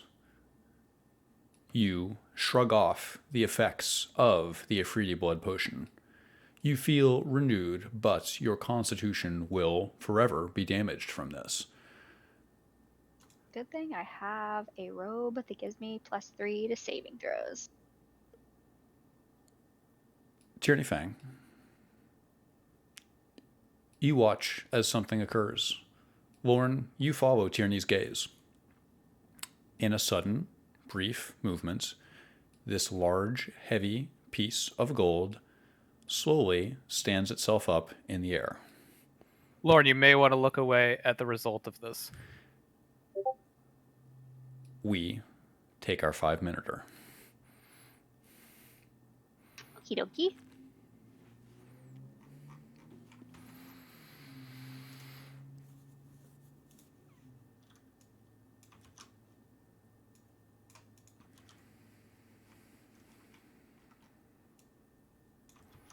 I'll catch up on stream chat in a second. Just have to finalize something.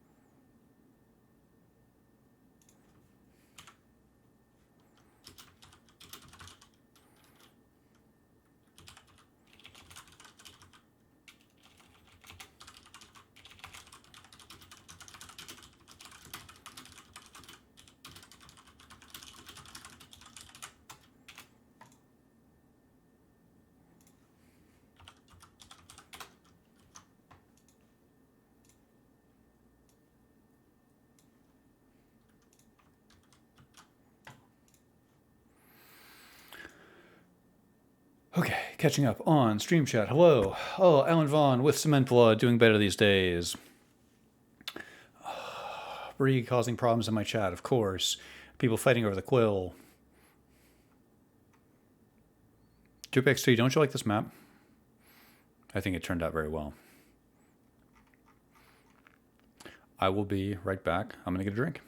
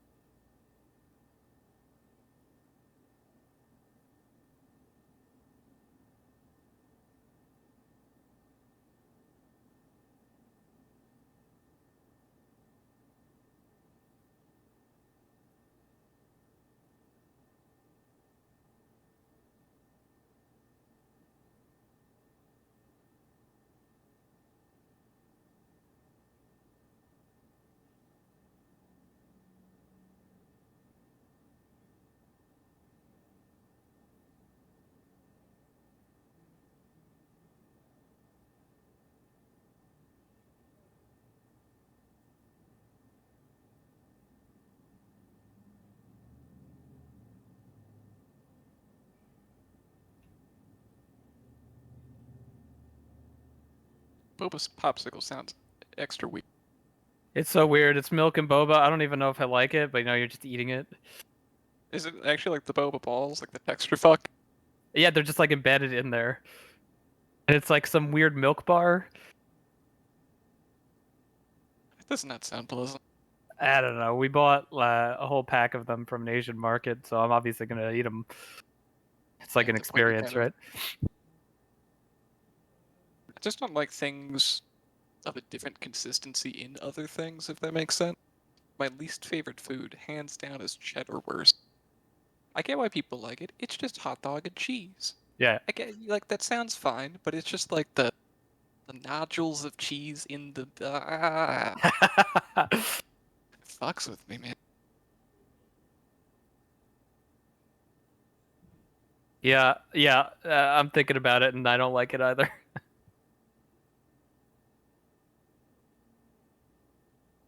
I know that we've also managed to go into a room and then down a ladder, but I'm legit having a lot of fucking fun with this episode.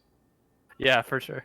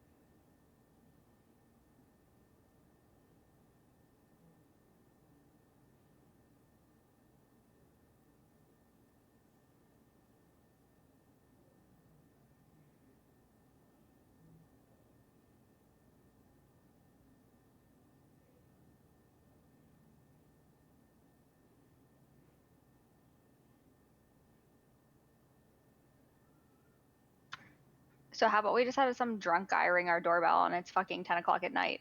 Nice. Yeah. Solid. I miss that. I used to definitely live in a community where that would happen on occasion. Yeah, he was like, we're trying to get to this particular town. And I was like, or my husband went and talked to him because I was like, I'm not talking to this dude. He's like, yeah, you're in it.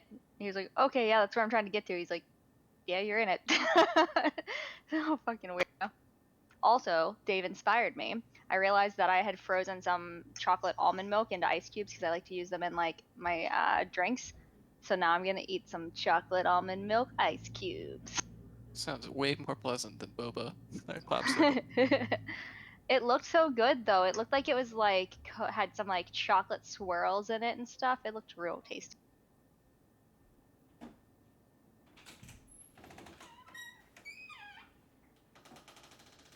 Just coming down from a delicious helping of Five Guys. And a super cheap energy drink. The dinner of champion. Hi. True that. Hello. We'll wait for, I think we're down a few people. I went and made another espresso. How do you make your espresso? By what mean? I always forget that I have fucking push to talk on. Press a little button, Fomari. I don't know. The button I don't know if shape. you had a fancy machine or you got one of those like I don't know what they're called. They're like aero sacks. You like press the air through and then they make the coffee for you. They're like for camping. Oh, but people you're like them you're all. talking about an AeroPress. Yeah. I don't have one, but no, I think those are cool. They make good coffee. Is everybody here? I think everybody's here. Yep, I believe so. As this is transpiring, Lauren will look directly at Tierney as he states this. Do you wish privacy? This is the first compassionate thing I've said all week. Look away if you like yourself. Oh, I don't. He will look away. I'll guard it a little bit. I will heed his warning. Tierney Fang, you observe as the quill writes on the scroll. It writes in blue ink, seemingly from nothing, and responds to you. After composing its response, the quill rests on the stone next to you, needing to recharge for the next day.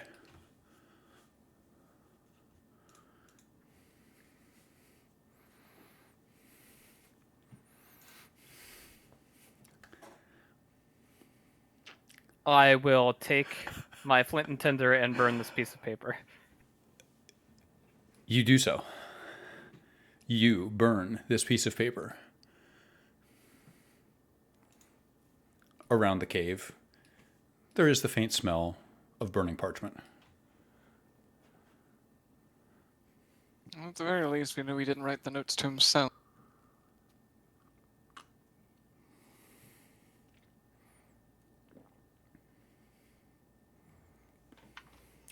So, Tierney, is it over?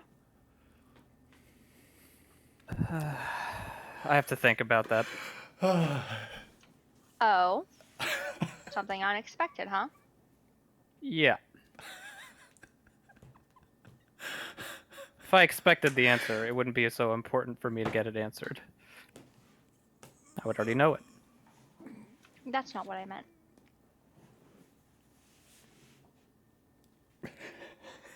I think it's best if we don't speak about...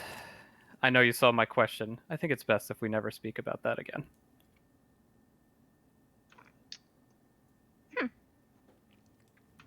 We may not.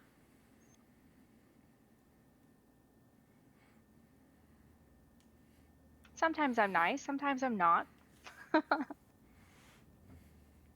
Anyways, are the rest of you resting? I look over my shoulder to see.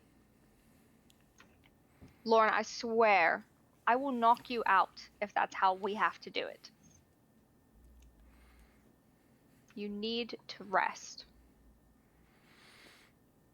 My rest will come when we come out of this place alive. I don't think you'll be alive if you don't rest. So then it would be... Anyone have calm emotions? Anyone have magical sleep? Anyone have anything to help this man get over his anxiety? Anyone have silence? Anyone have silence?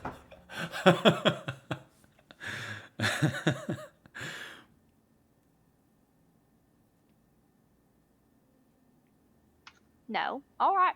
Well, whatever. Lauren, if you get killed, it's not my fault.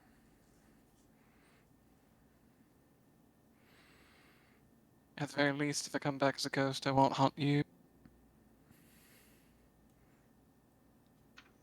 That was actually kind of nice. I dare you to try and haunt me. Please I haunt wouldn't Ray. haunt you either, Grant. Oh, Good call.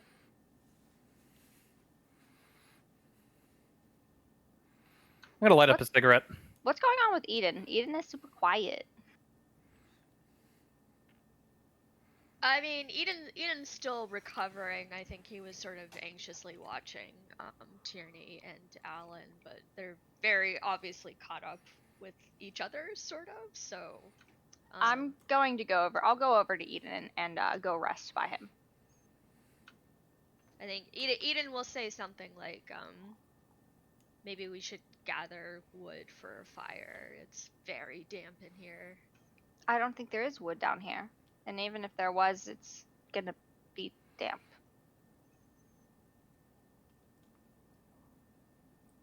Starting a fire by natural means would be most difficult.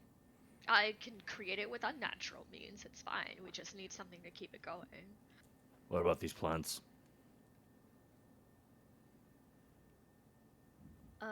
Eden might go investigate the plants. Roll nature. Is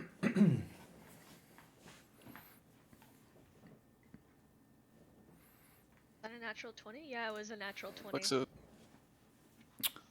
Go ahead and examine this room here with me, Eden. There are a variety of plants arranged. Which one do you examine? Pick one.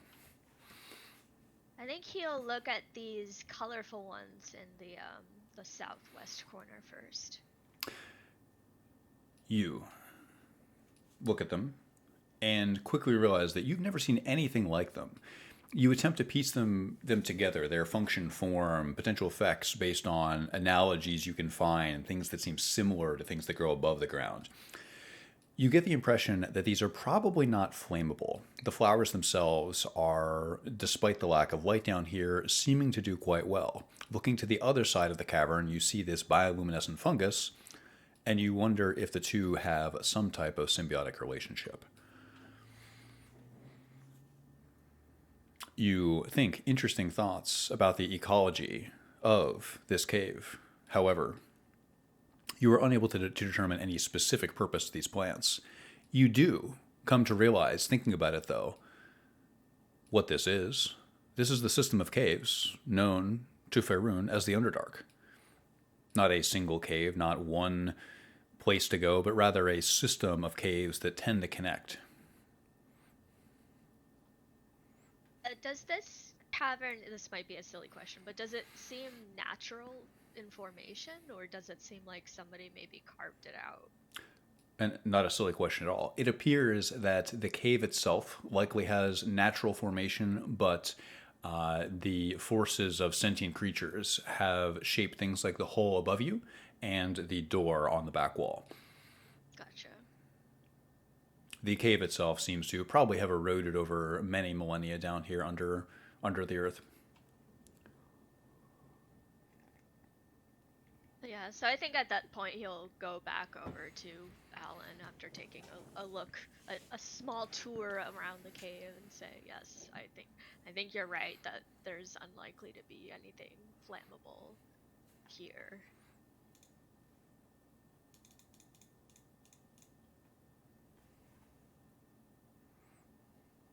I just kind of acknowledge that you said that, but I'm not gonna like rub it in or anything.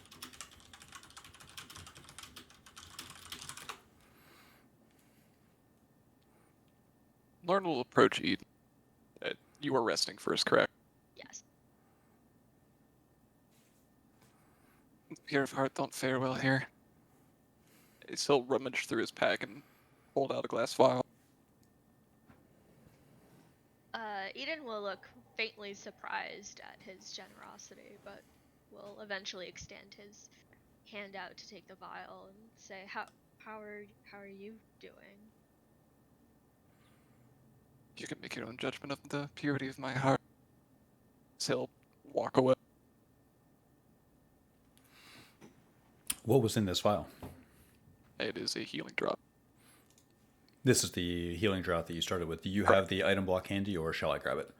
I don't have it handy, it's just on the thing, so if you would. I can get it.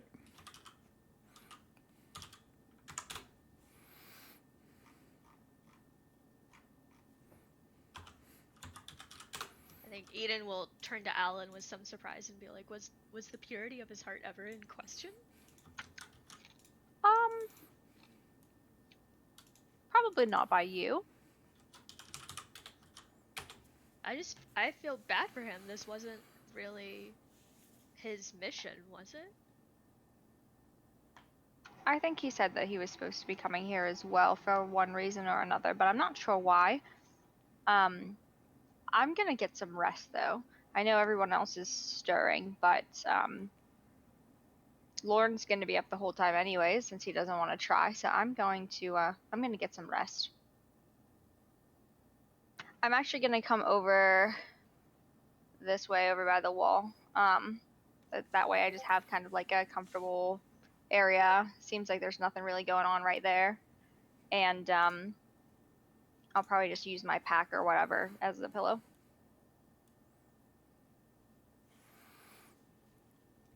Does the party rest as a group and enact your watch rotation that you suggested to me?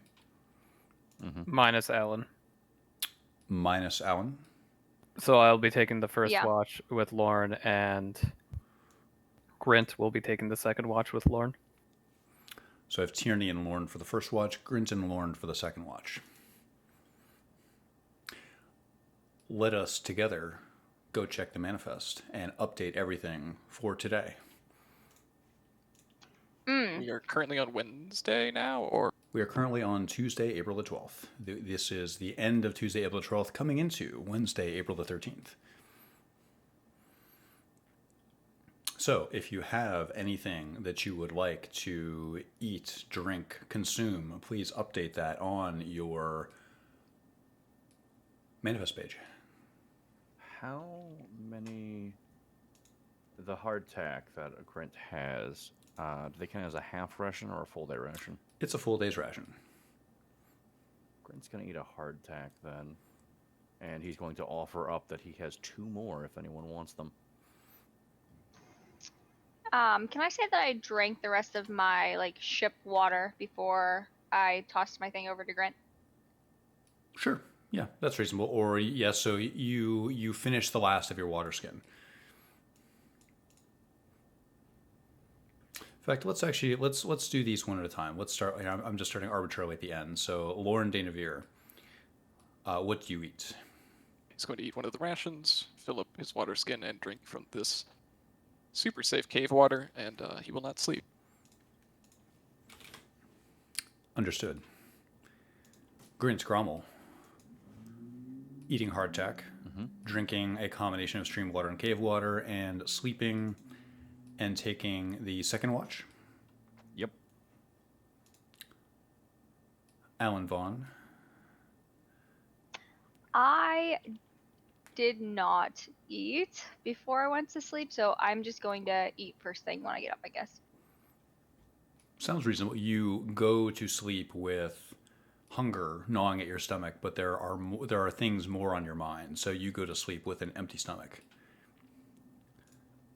Tierney Fang. I'm going to eat an iron ration. I'm going to slake my thirst at the pond, fill up my water skin, and suck down half a pack of cigarettes. You are becoming used to using cigarettes to mediate your anxiety. Eden Cather. So Eden will eat an iron ration. He drank earlier at the day at the stream. And he'll get a full night's sleep.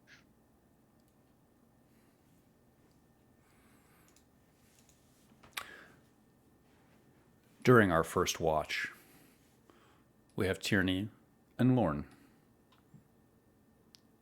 You are alone together up while the rest of the party sleeps.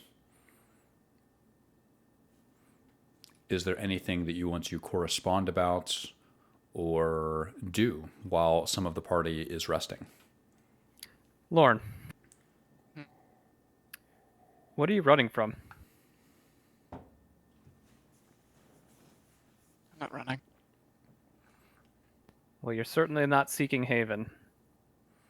I wouldn't be here if I was. So you're running from yourself. That's a way to take it, yeah. What of you What- then?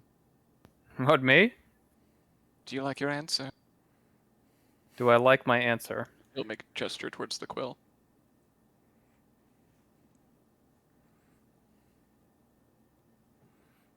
I'm afraid of my answer. Respectable.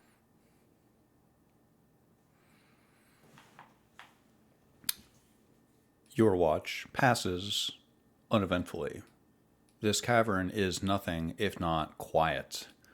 There is very little here, and you wonder if you are truly safe here, in a bit of purgatory underneath the earth. During our second watch, we have Grint and Lorne. Tierney, do you wake Grint?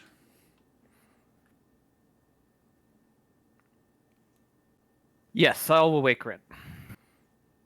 How does that conversation go? I will merely shake him with my hand. Grint will wake up.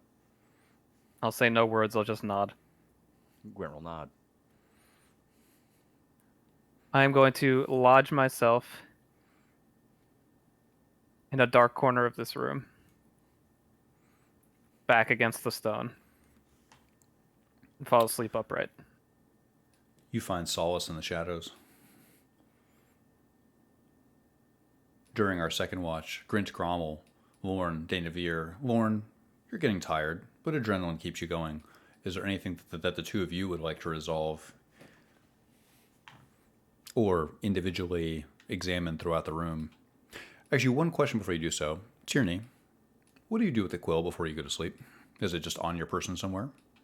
Yeah, it's on my person. Back to Lorne and Grint. Did you take the notebook, etc.? Or just the quill? I only have the quill. Alan had both the notebook and the sheets of paper. Sounds good. I believe those have been openly shared with the party at this point. Is that correct, Alan? Yeah. Well, the scrolls have been. I would have gone through the notebook separately. But Understandable. yeah, Eden only asked to read the scrolls aloud.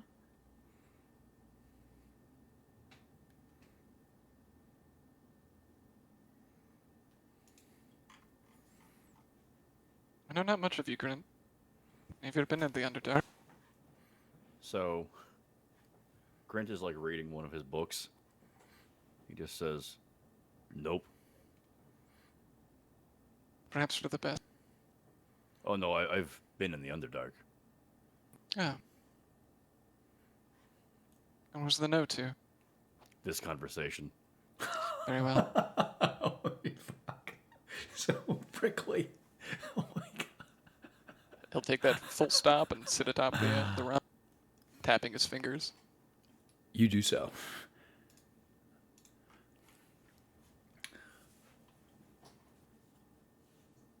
You are having a difficult time judging the passage of time down here. Alan, Eden, Tierney. Separately, you all wake up feeling uncomfortable down here amongst the rocks. You would like to imagine it is April 13th. However, time is becoming difficult to discern.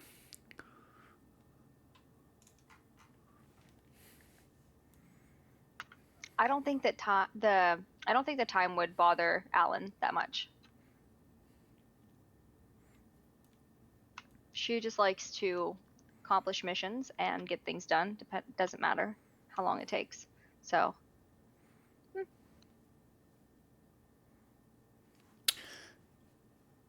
It's more about the inability to tell what time it is. Or did you even sleep for a full night? I see. There's nowhere to look outside. There's nowhere to judge when you are. I mean, yes, but you could tell if you've been rested well enough or not.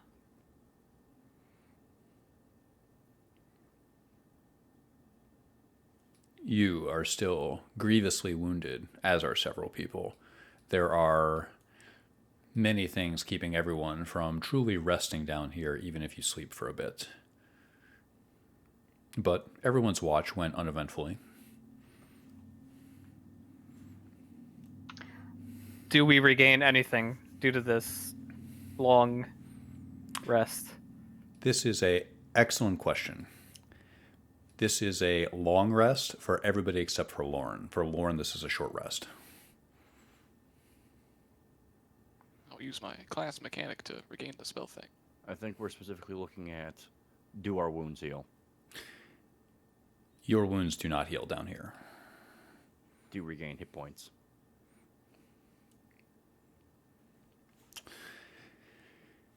Not naturally, no. You do not regain hit points naturally. No. Just, I'll give you a short answer, no. So we couldn't roll like hit die to regain them then? Something like that? You could attempt to. I will attempt to. Roll the hit die. I always forget how many I have. 1 second. What mechanic are we referencing right now? Basically like the hit dice you'd have on a short rest. Okay. I assumed that I would be unable to heal the necrotic damage. That's what we're about to find out, if Grant is able to or not. That's what we're about to find out.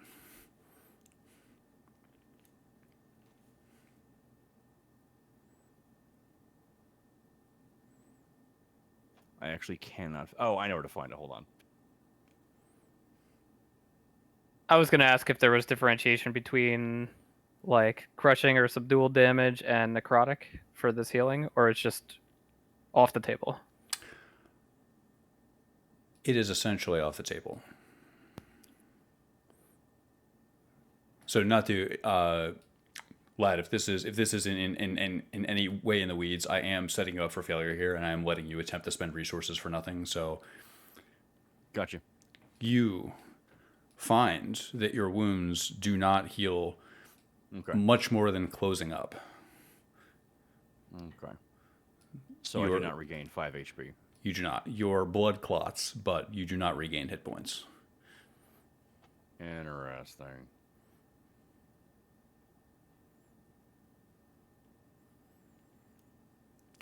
You find this cavern much as you left it. You are down here in a strange purgatory of the mind. All right, let's get the hell out of here. Question. For flavor. I can't think of the word right now. Not celestial. What the heck's the word for celestial damage? Like the opposite. Radiance. Radiant. Yes, thank you. Okay. So does moonlight or moonbeam, does it do radiant? It does. If Eden were to use that into the pool of water, could it potentially create like a healing water? Like if we were to drink the radiant damage water? You feel Flavor. You feel like this would be a bit of a stretch. You have to create radiant potions somehow. I think it's more like damage. You know, like it's like the space, like a space laser firing down is not going to consecrate something necessarily. A god has to sanctify it. Ugh. Okay. It was just a thought.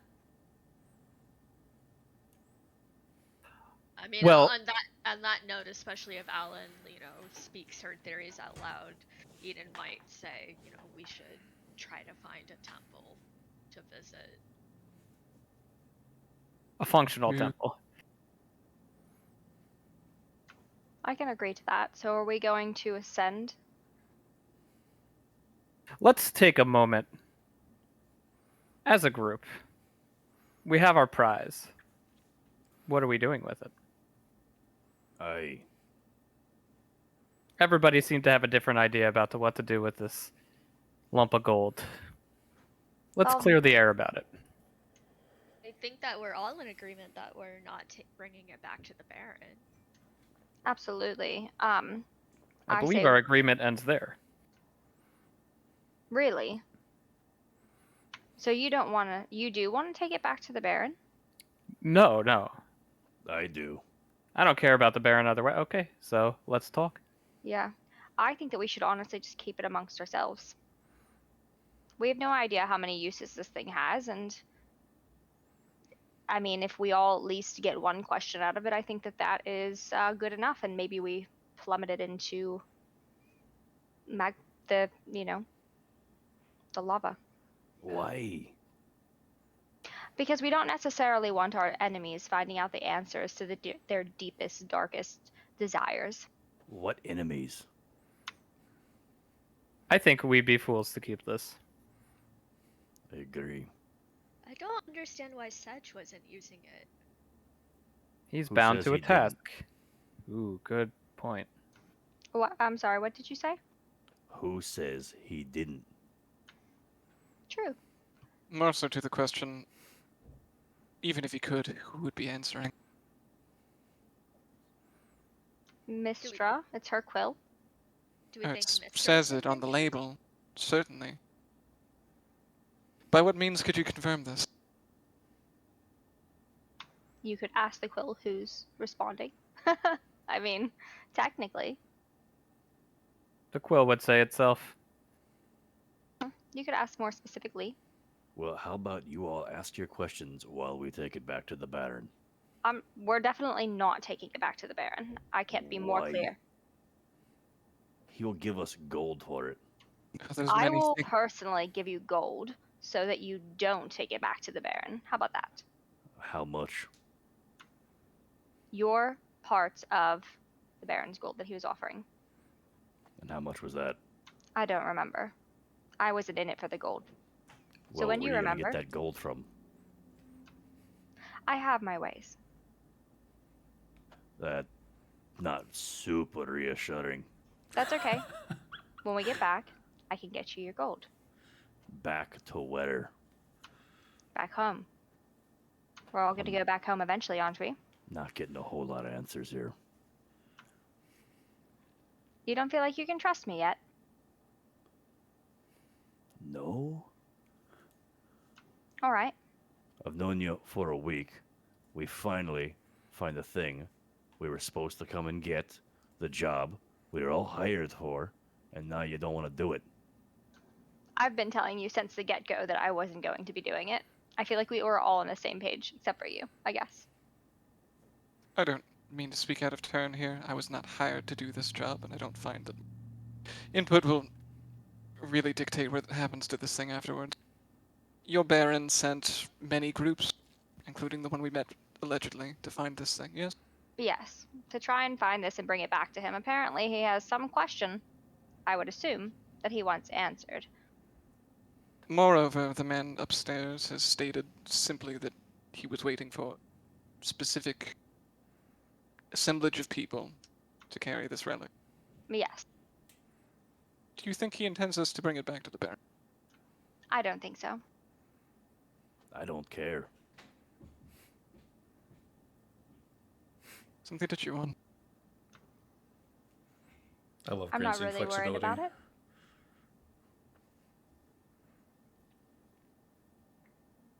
Eden. Jeremy, what do you want to do with it? I think this is an artifact of immense power. And if we held it, we would not hold it for long. So the option is what? To destroy it? I don't think we can destroy it. Are there not followers of Mistra that we could find who would be better prepared to protect it? Followers of Mistra are also merely mortal. Lord will wave his hands gesturally in the air. Yeah, this is one right here.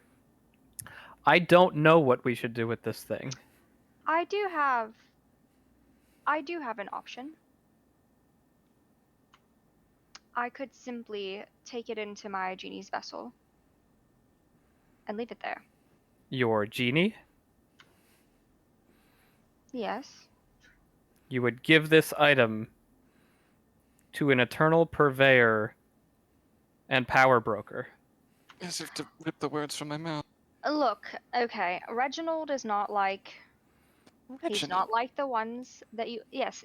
Anyways, he goes by Reginald. It's not his name is Ratajax, but anyways, Reginald is his nickname, I guess, of sorts. Anyways,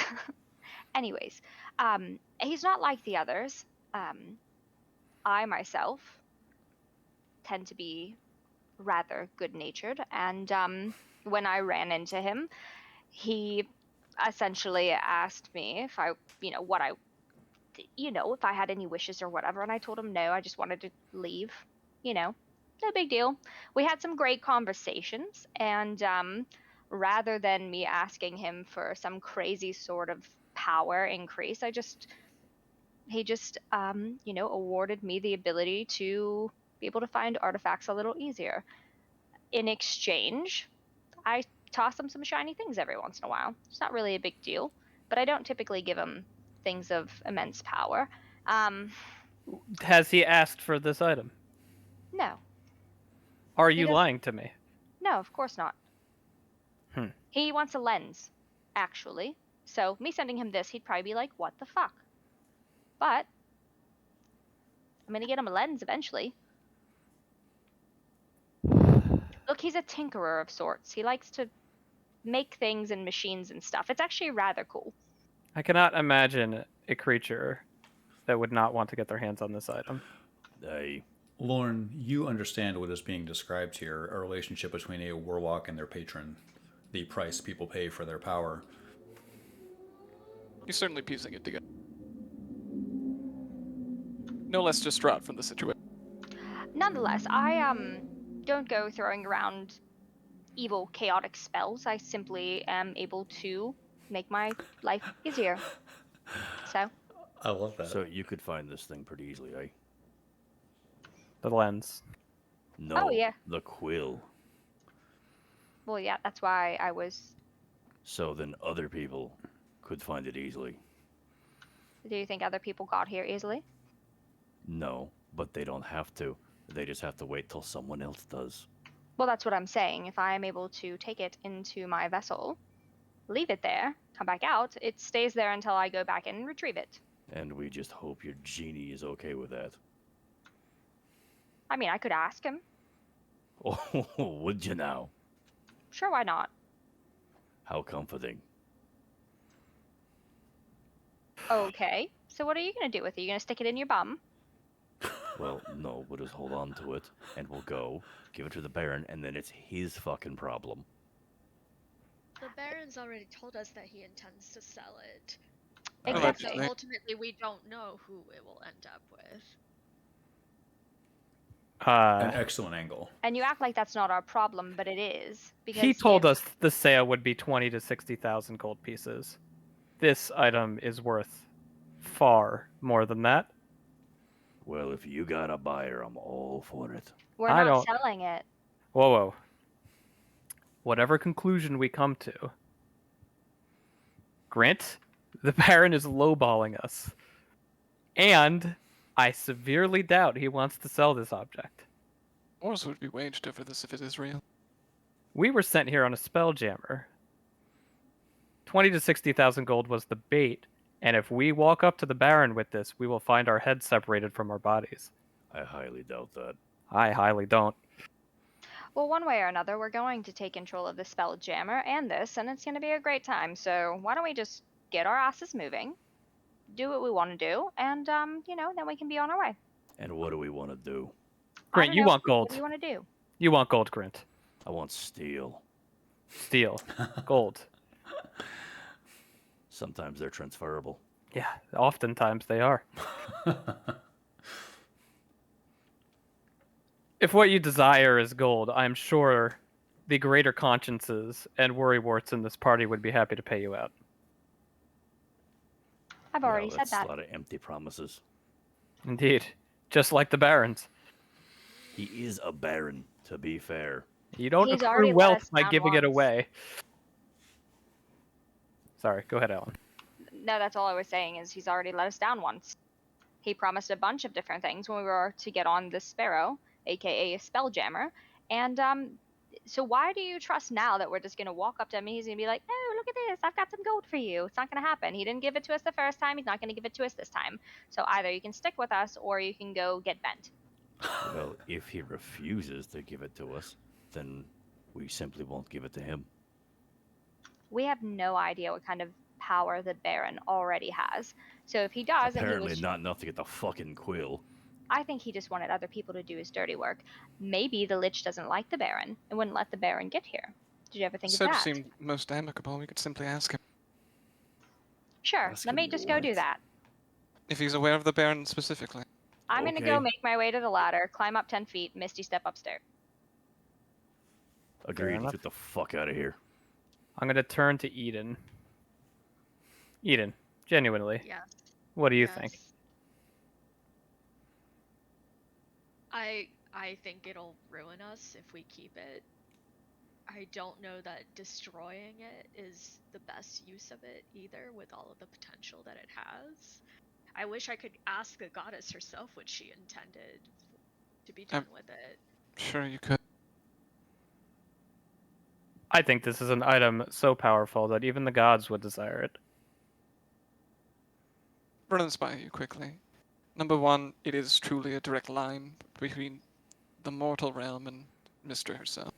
Or the weave. Unlikely, but possible. Number two, there's a great wizard playing a giant prank on the other end of that line. Completely possible, unprovable. Is it possible to ask Mistra, Lord? I am no priest of Mister. I simply respect her presence. I'll yell down from the ladder. You need to take a nap anyways. Why don't you try and pray to her and take a Number nap? three, the item is sentient. Ooh.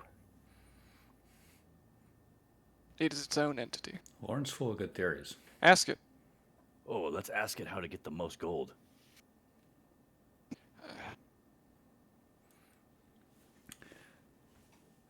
Alan, you are charging up the ladder. Is that correct? So Misty I just need to go up 10 feet and then I can Misty step. Misty Step requires targeting, so you could target the top of the ladder.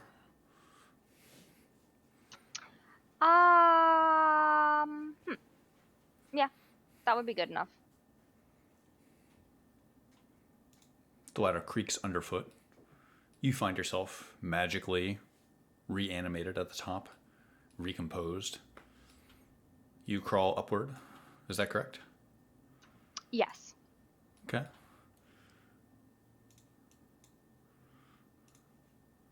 I think we can do this off theater of the mind.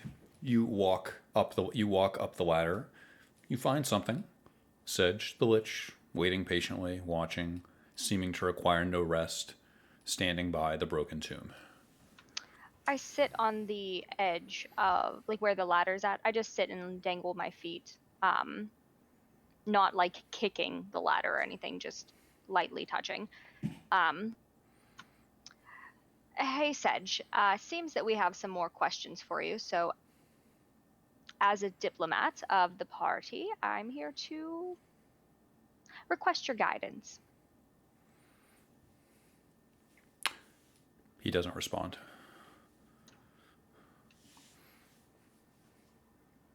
He sees you. He hears you. He's looking at you. Okay then. We are curious if you know Baron Pryor And if you know, or if he has coerced anyone, including yourself, to make this journey a bit easier. I can only speak for myself. The Lich looks at you. His jaw still hangs loose. His voice seems to come from just in front of his face. I haven't been coerced. Do you know of him, though? I know of virtually everybody that walks this plane. Do you have any idea what his actual motive is behind this?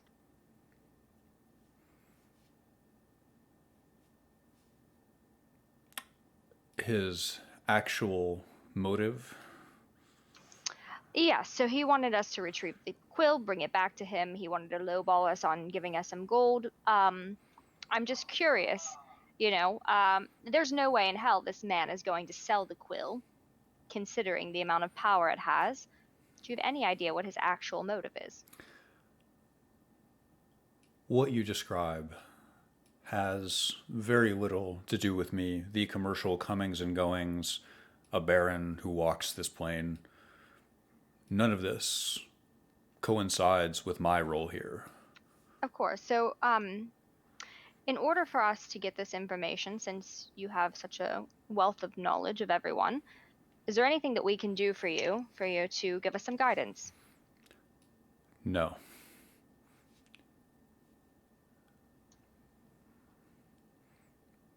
He looks at you quite evenly. His eyes are a pallid yellow. What makes you want to withhold the information? Do you often demand things of people? There is no withholding here. My job is simple, and I have done it well. Indeed, you have. I'm not. My apologies. I did not mean to come across as demanding. We're just trying to come to a conclusion on what needs to be done. And I was hoping for some guidance, that's all. He sees you and hears you, but does not respond. All right, with that, am I able to, instead of using the ladder, am I able to jump in Misty Step or no? Like, would I be able to, like, slide down and then when I'm within, like, after I've slid far enough, am I able to Misty Step back down? Is that possible? I just don't want to break the ladder. How many casts of Misty Step do you have left? I don't know, actually. It doesn't have any, like, slots for it. Let me read. So you... Oh, we just took a long rest, too. You want to slide down the ladder. No, like, jump off the, like if you were sitting on the edge of a pier, right? And then you kind of, like, swing off. Like, you kind of, like, thrust yourself off forward. You are going to jump off and essentially try to catch yourself with Misty Step right before you land, within a tolerance of 10 feet, and go... No, I only need to go down 10 feet to be able to use Misty Step to get to the bottom, because it's a 30-foot radius. I have to be within 30 feet of what I need to be to get to. So almost like Blink, like, just... I don't know how else to explain it. Why wouldn't you just ascend 10 feet and then use it? I don't know, this ladder's been kind of creaky. Grin's gonna start climbing the ladder. Why would you start climbing the ladder? Because we're leaving. Mm-hmm. We're not going through the door? Not if we can avoid it. Okay. I guess I'm not going to do that. You are having this discussion vertically through the hole. So, Alan, you're at the top. Grant, you're at the bottom, starting to climb up. Alan, you are preparing to jump down.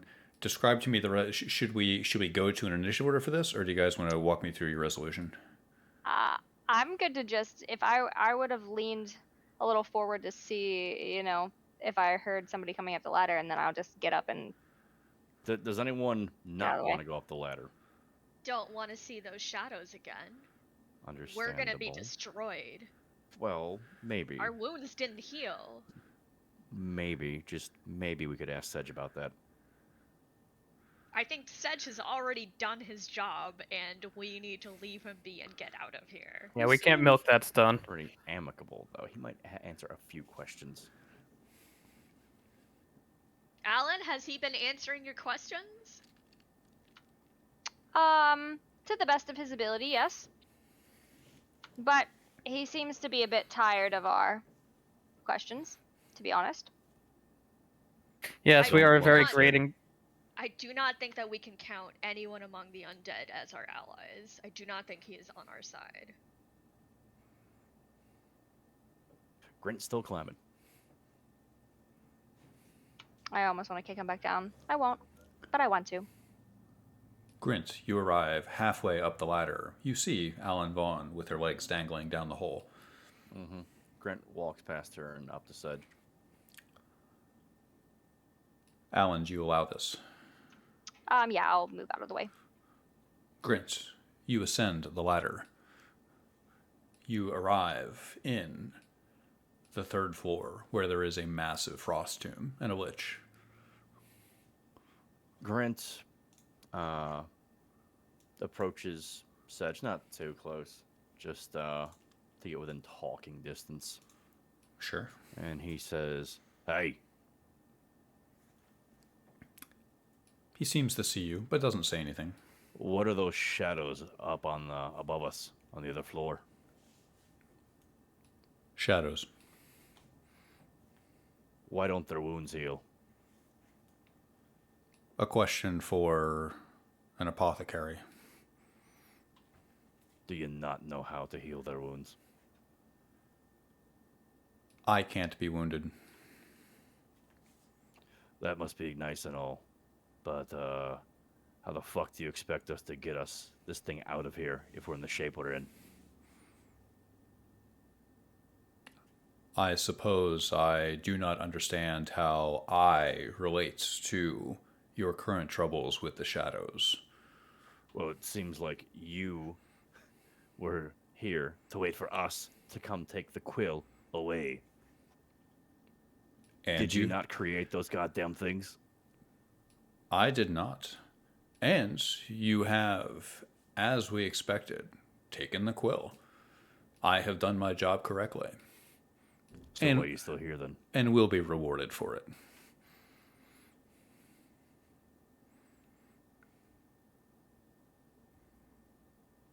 He doesn't answer. He hears so your maybe question. Mister wants us to do it.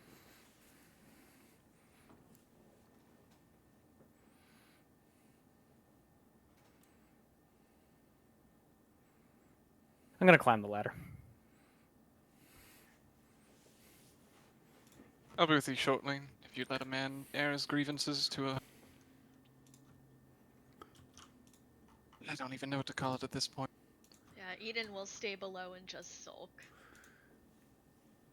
Tyranny Fang, you feel rather wounded as you climb the ladder. You arrive at the top with little fanfare.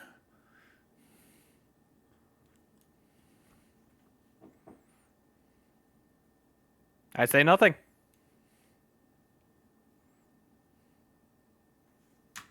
Grint turns to Tyranny. Are the others coming? Your guess is as good as mine.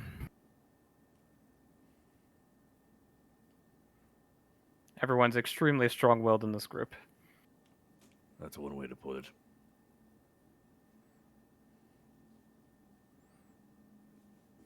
Down below. While we wait, Grint's gonna go over. Grint's gonna go over these barrels and just look them over. These barrels, these crates. Is there anything in them? No, they are ancient, decrepit, crusted in frost. Whatever they held could have been there thousands of years ago.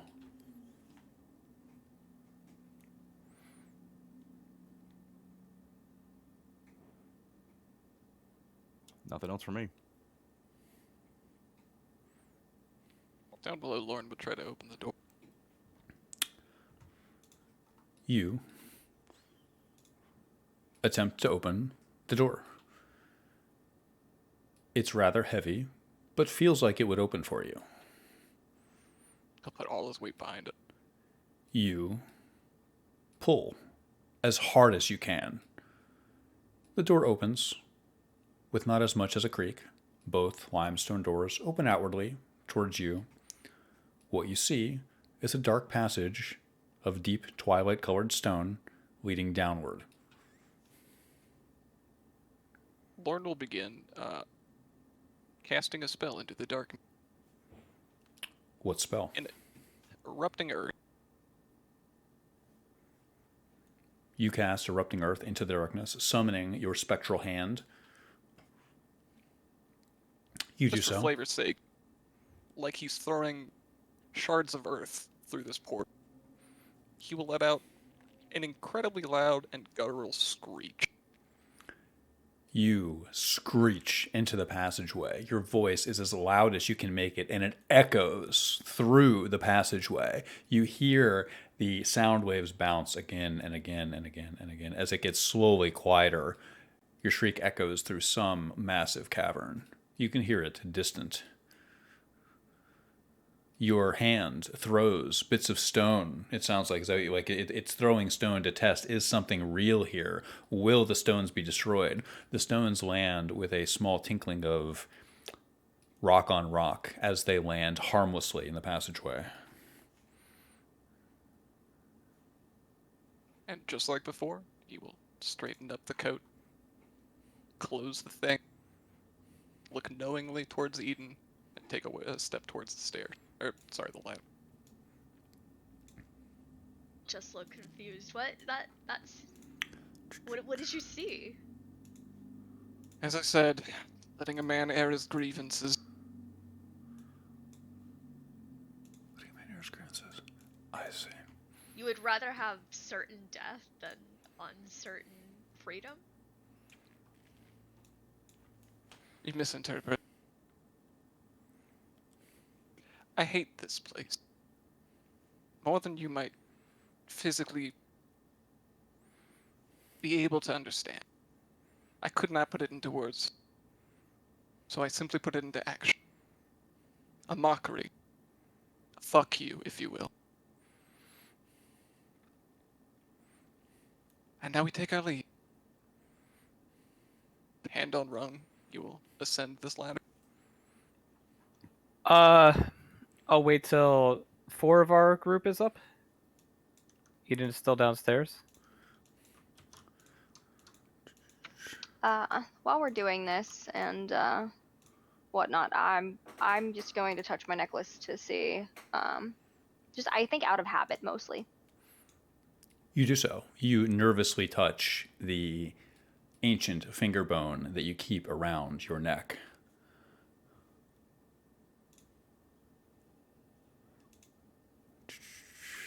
A 1, like always.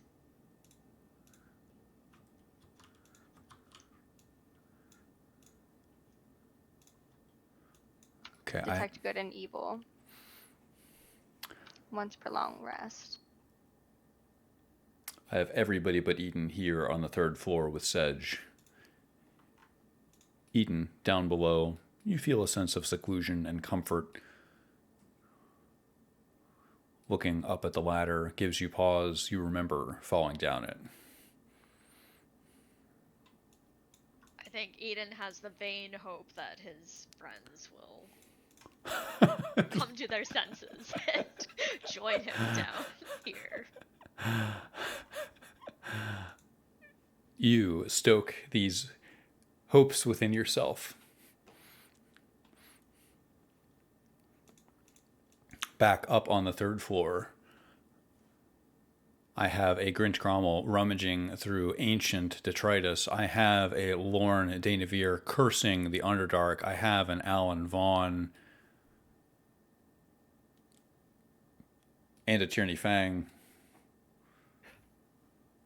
I would like to address the group. Should I say the obvious thing? Why don't we just ask the Quill what our best route is? Can we? We most certainly can.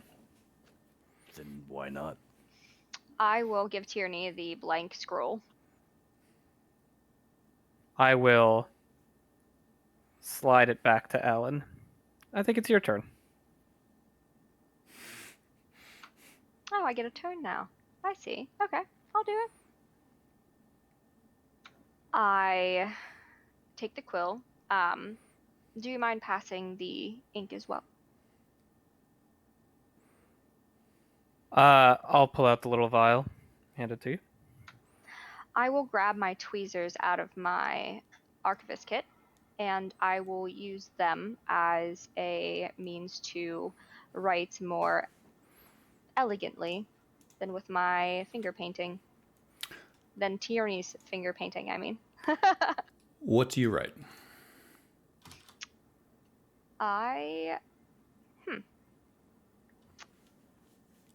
You don't have to write anything. Just a when or if you do, just let me know verbatim and take it slow so I can write it down. How about I just message it to you? Sure. I will go. I'm just gonna go over in this corner here and sit down, and I'll just use my bag, I guess, as like a little writing table, and I'm gonna message you.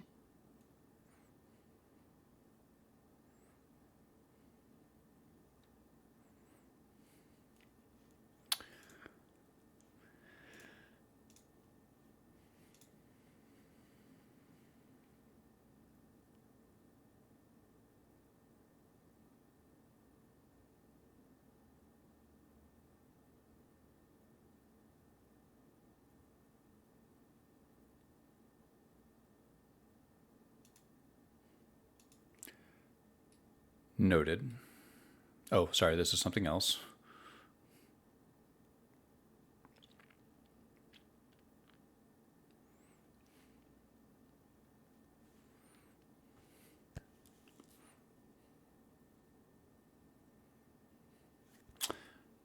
I'm waiting as patiently as I possibly can, which is not very patiently. I'm trying. I'm typing it. No, take your time. Take your time. Why don't you guys talk about something else in the meantime? Now you know how Tierney felt. I do. Eden, I think you should come up and He's join us. downstairs. I know, I'm yelling down.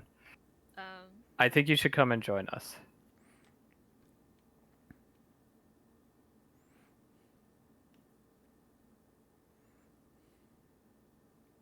all right. Eden really doesn't want to, but he will ascend the ladder. It hurts to do so, but you do nonetheless. I'll give you a hand when you get to the top. Have you ever had shin splints, Joel? Yes. It hurts. It's not good. Yeah, I think Eden's trying to do his best, but he is like wheezing a little, even with Tierney's help. Important to remember for all 5 of us. We share a goal here. We don't want to die taking this thing out of here. All we're trying to do is find the best route. Hey, we can argue all we want once we're back in Dawnglebe. I agree. So we are asking the Quill what our best route is, Eden, because we don't know. Okay. Eden seems a bit mollified by that. None of us are each other's enemy. We may have disagreements here. But we need each other more than we need each other as enemies. Alan Vaughn, you write this on the quill carefully, using your tweezers as a writing implement and the ink provided to you by Tierney as something to write with. Who currently has the quill? You? Yeah, I have the quill. I would have used it to write this. You use your, so it writes with it. You write with the tweezers. Oh, I see what you mean. Okay, got it. Okay, yeah, I have the quill. You wait for a response. The air here is cold as you bide your time. What is Sedge up to? Is he His what's he doing? his demeanor has never changed. He stands. Occasionally, he paces along the edge of the tomb. He seems to regard you, but has little interest in your affairs. I'm sorry. Go ahead. Sorry. I think Eden will sort of call over anxiously. Alan, how did you define best? I just asked, I think for a moment. Did you say safest?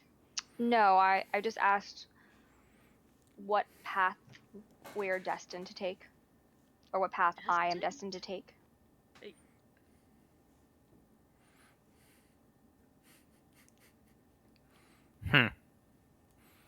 It will guide us the way that we're supposed to go. Are you not concerned about who guides you? No. I find that all things happen for a reason, and we all have a path in life. So I will go. Your reason and your path, or as of right now, I am part of us, and so whatever I'm going to do, whether it's Tierney saying I, you're saying I, or one of the others, we're all going to do the same thing. I think that's an oddly wise question. If you look at one of the papers that the priest down here asked before he died, it was how long until I die, and the quill gave a specific answer. Exactly. If she asked what the safest, best, or best smelling route was, I think we would all get the same answer. And I think we're about to receive our answer now. You notice as several things occur concurrently.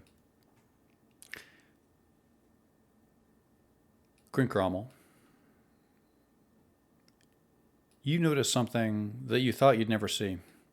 A strange sight, really. The Lich smiles a bit. Maybe the first time he's done so in thousands of years. The quill starts to move of its own accord, writing a response to you, Alan. As this happens, Eden, you feel something. It feels like all the magic has been sucked out of the room. There is a strange sense of loss within you. The quill writes furiously. And we end the session. You're the worst. At least you didn't cut it when I asked my fancy question. Yeah, that's true. Would have been awful. My heart was pounding when you were like... Good. Good. Damn. I want to know so bad, too. I really should have looked over your shoulder. Just wait till the end of the campaign. I'll reveal it. All shall be revealed. Yeah. In the next Dragon Ball Z.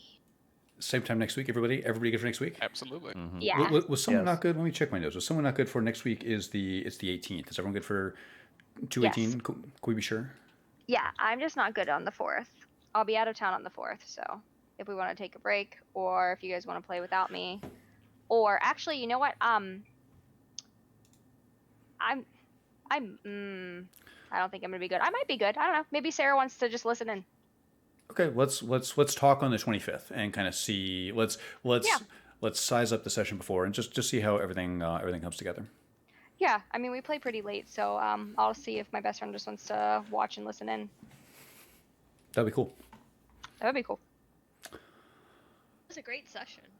I agree. I thought so too. A little bit sad. Kind of want to know what it said. He said it's writing furiously, so.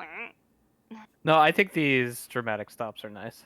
Especially these are like basically all theater of the mind and emotion and role playing, and it makes a lot more sense to cut it right before a sequence that might be choppy otherwise. Yeah. I'm certain whatever the statement is going to cause the party a lot more question. Probably. There is a one of the game design perspectives that you're seeing a lot here in the Temple of Lathander is there is and I've talked to some people about this individually before. When possible, you're gonna try. I'm always gonna try to cut you if we're getting into heavy improvisation or if I have to make an item really fast or something like that. And usually there's enough guardrails placed so that this never comes up. But I assure you, you would much rather have written content than made up on the spot content. I guarantee you, beyond a shadow of a doubt, this is what you want. It might not feel that way when it's 8 o'clock Pacific and I'm like, hey, let's cut the session. But trust me, it's better this way. I put in campaign the exact question I asked, just for everybody. I just needed to think it out. Yeah, it's an evil genie. I understand. What?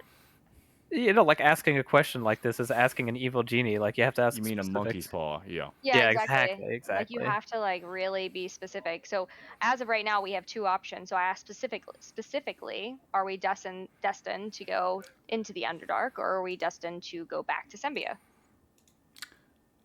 Tierney got a specific answer. I want to know so bad. It was specific enough. I swear to God, it better not be Barrick. That'd be fun. Wouldn't that be fun? It would. He's so ridiculous. I really wanted to just use it for my own purposes and ask how to, what the hell is it called? Attune to the Spelljammer, but I was nice. We still have plenty of days ahead of us. Allegedly. True facts. Allegedly, we only have one left in our manifest. I think we could make it to the Shadow Room for what it's Yeah, worth. what is that about, Michael? Are you just gonna add more? Like, why is there only one day left in the manifest? There is a reason for everything in this campaign. There is a The dawn of reason. the final day. There is a reason that the manifest is structured that way. I don't like it. Just, a critique, if you will. Nothing is done by chance. If there's if there was some like weird continuity error or something like that, it would really drive me nuts. So great effort has been made to attempt to avoid such things. This is like when you put Yeah. a Yelp review down when you haven't received all the services yet. Right? Yeah, I know you well enough to know that it was done purposely. We definitely don't have enough days to like ask the Quill of Mistra all of our answers to this plot. We might. It says per long rest, I think. Long rest being like 8 hours, right? Correct. Yeah, but Yeah. Michael will Exactly. let us know if Well, we can use it again, basically. If the world ends in a day, as the manifest seems to suggest, like we're not gonna get all of our answers. Well, you better tell me now. I'm gonna make my next character. Alan 2.0. Well, let's wrap it here. I will see you guys next week. I'm really looking forward to it. Me too. Same Same. here. Good night, guys. Role playing, y'all. Good night, guys. Later. Good night, everybody.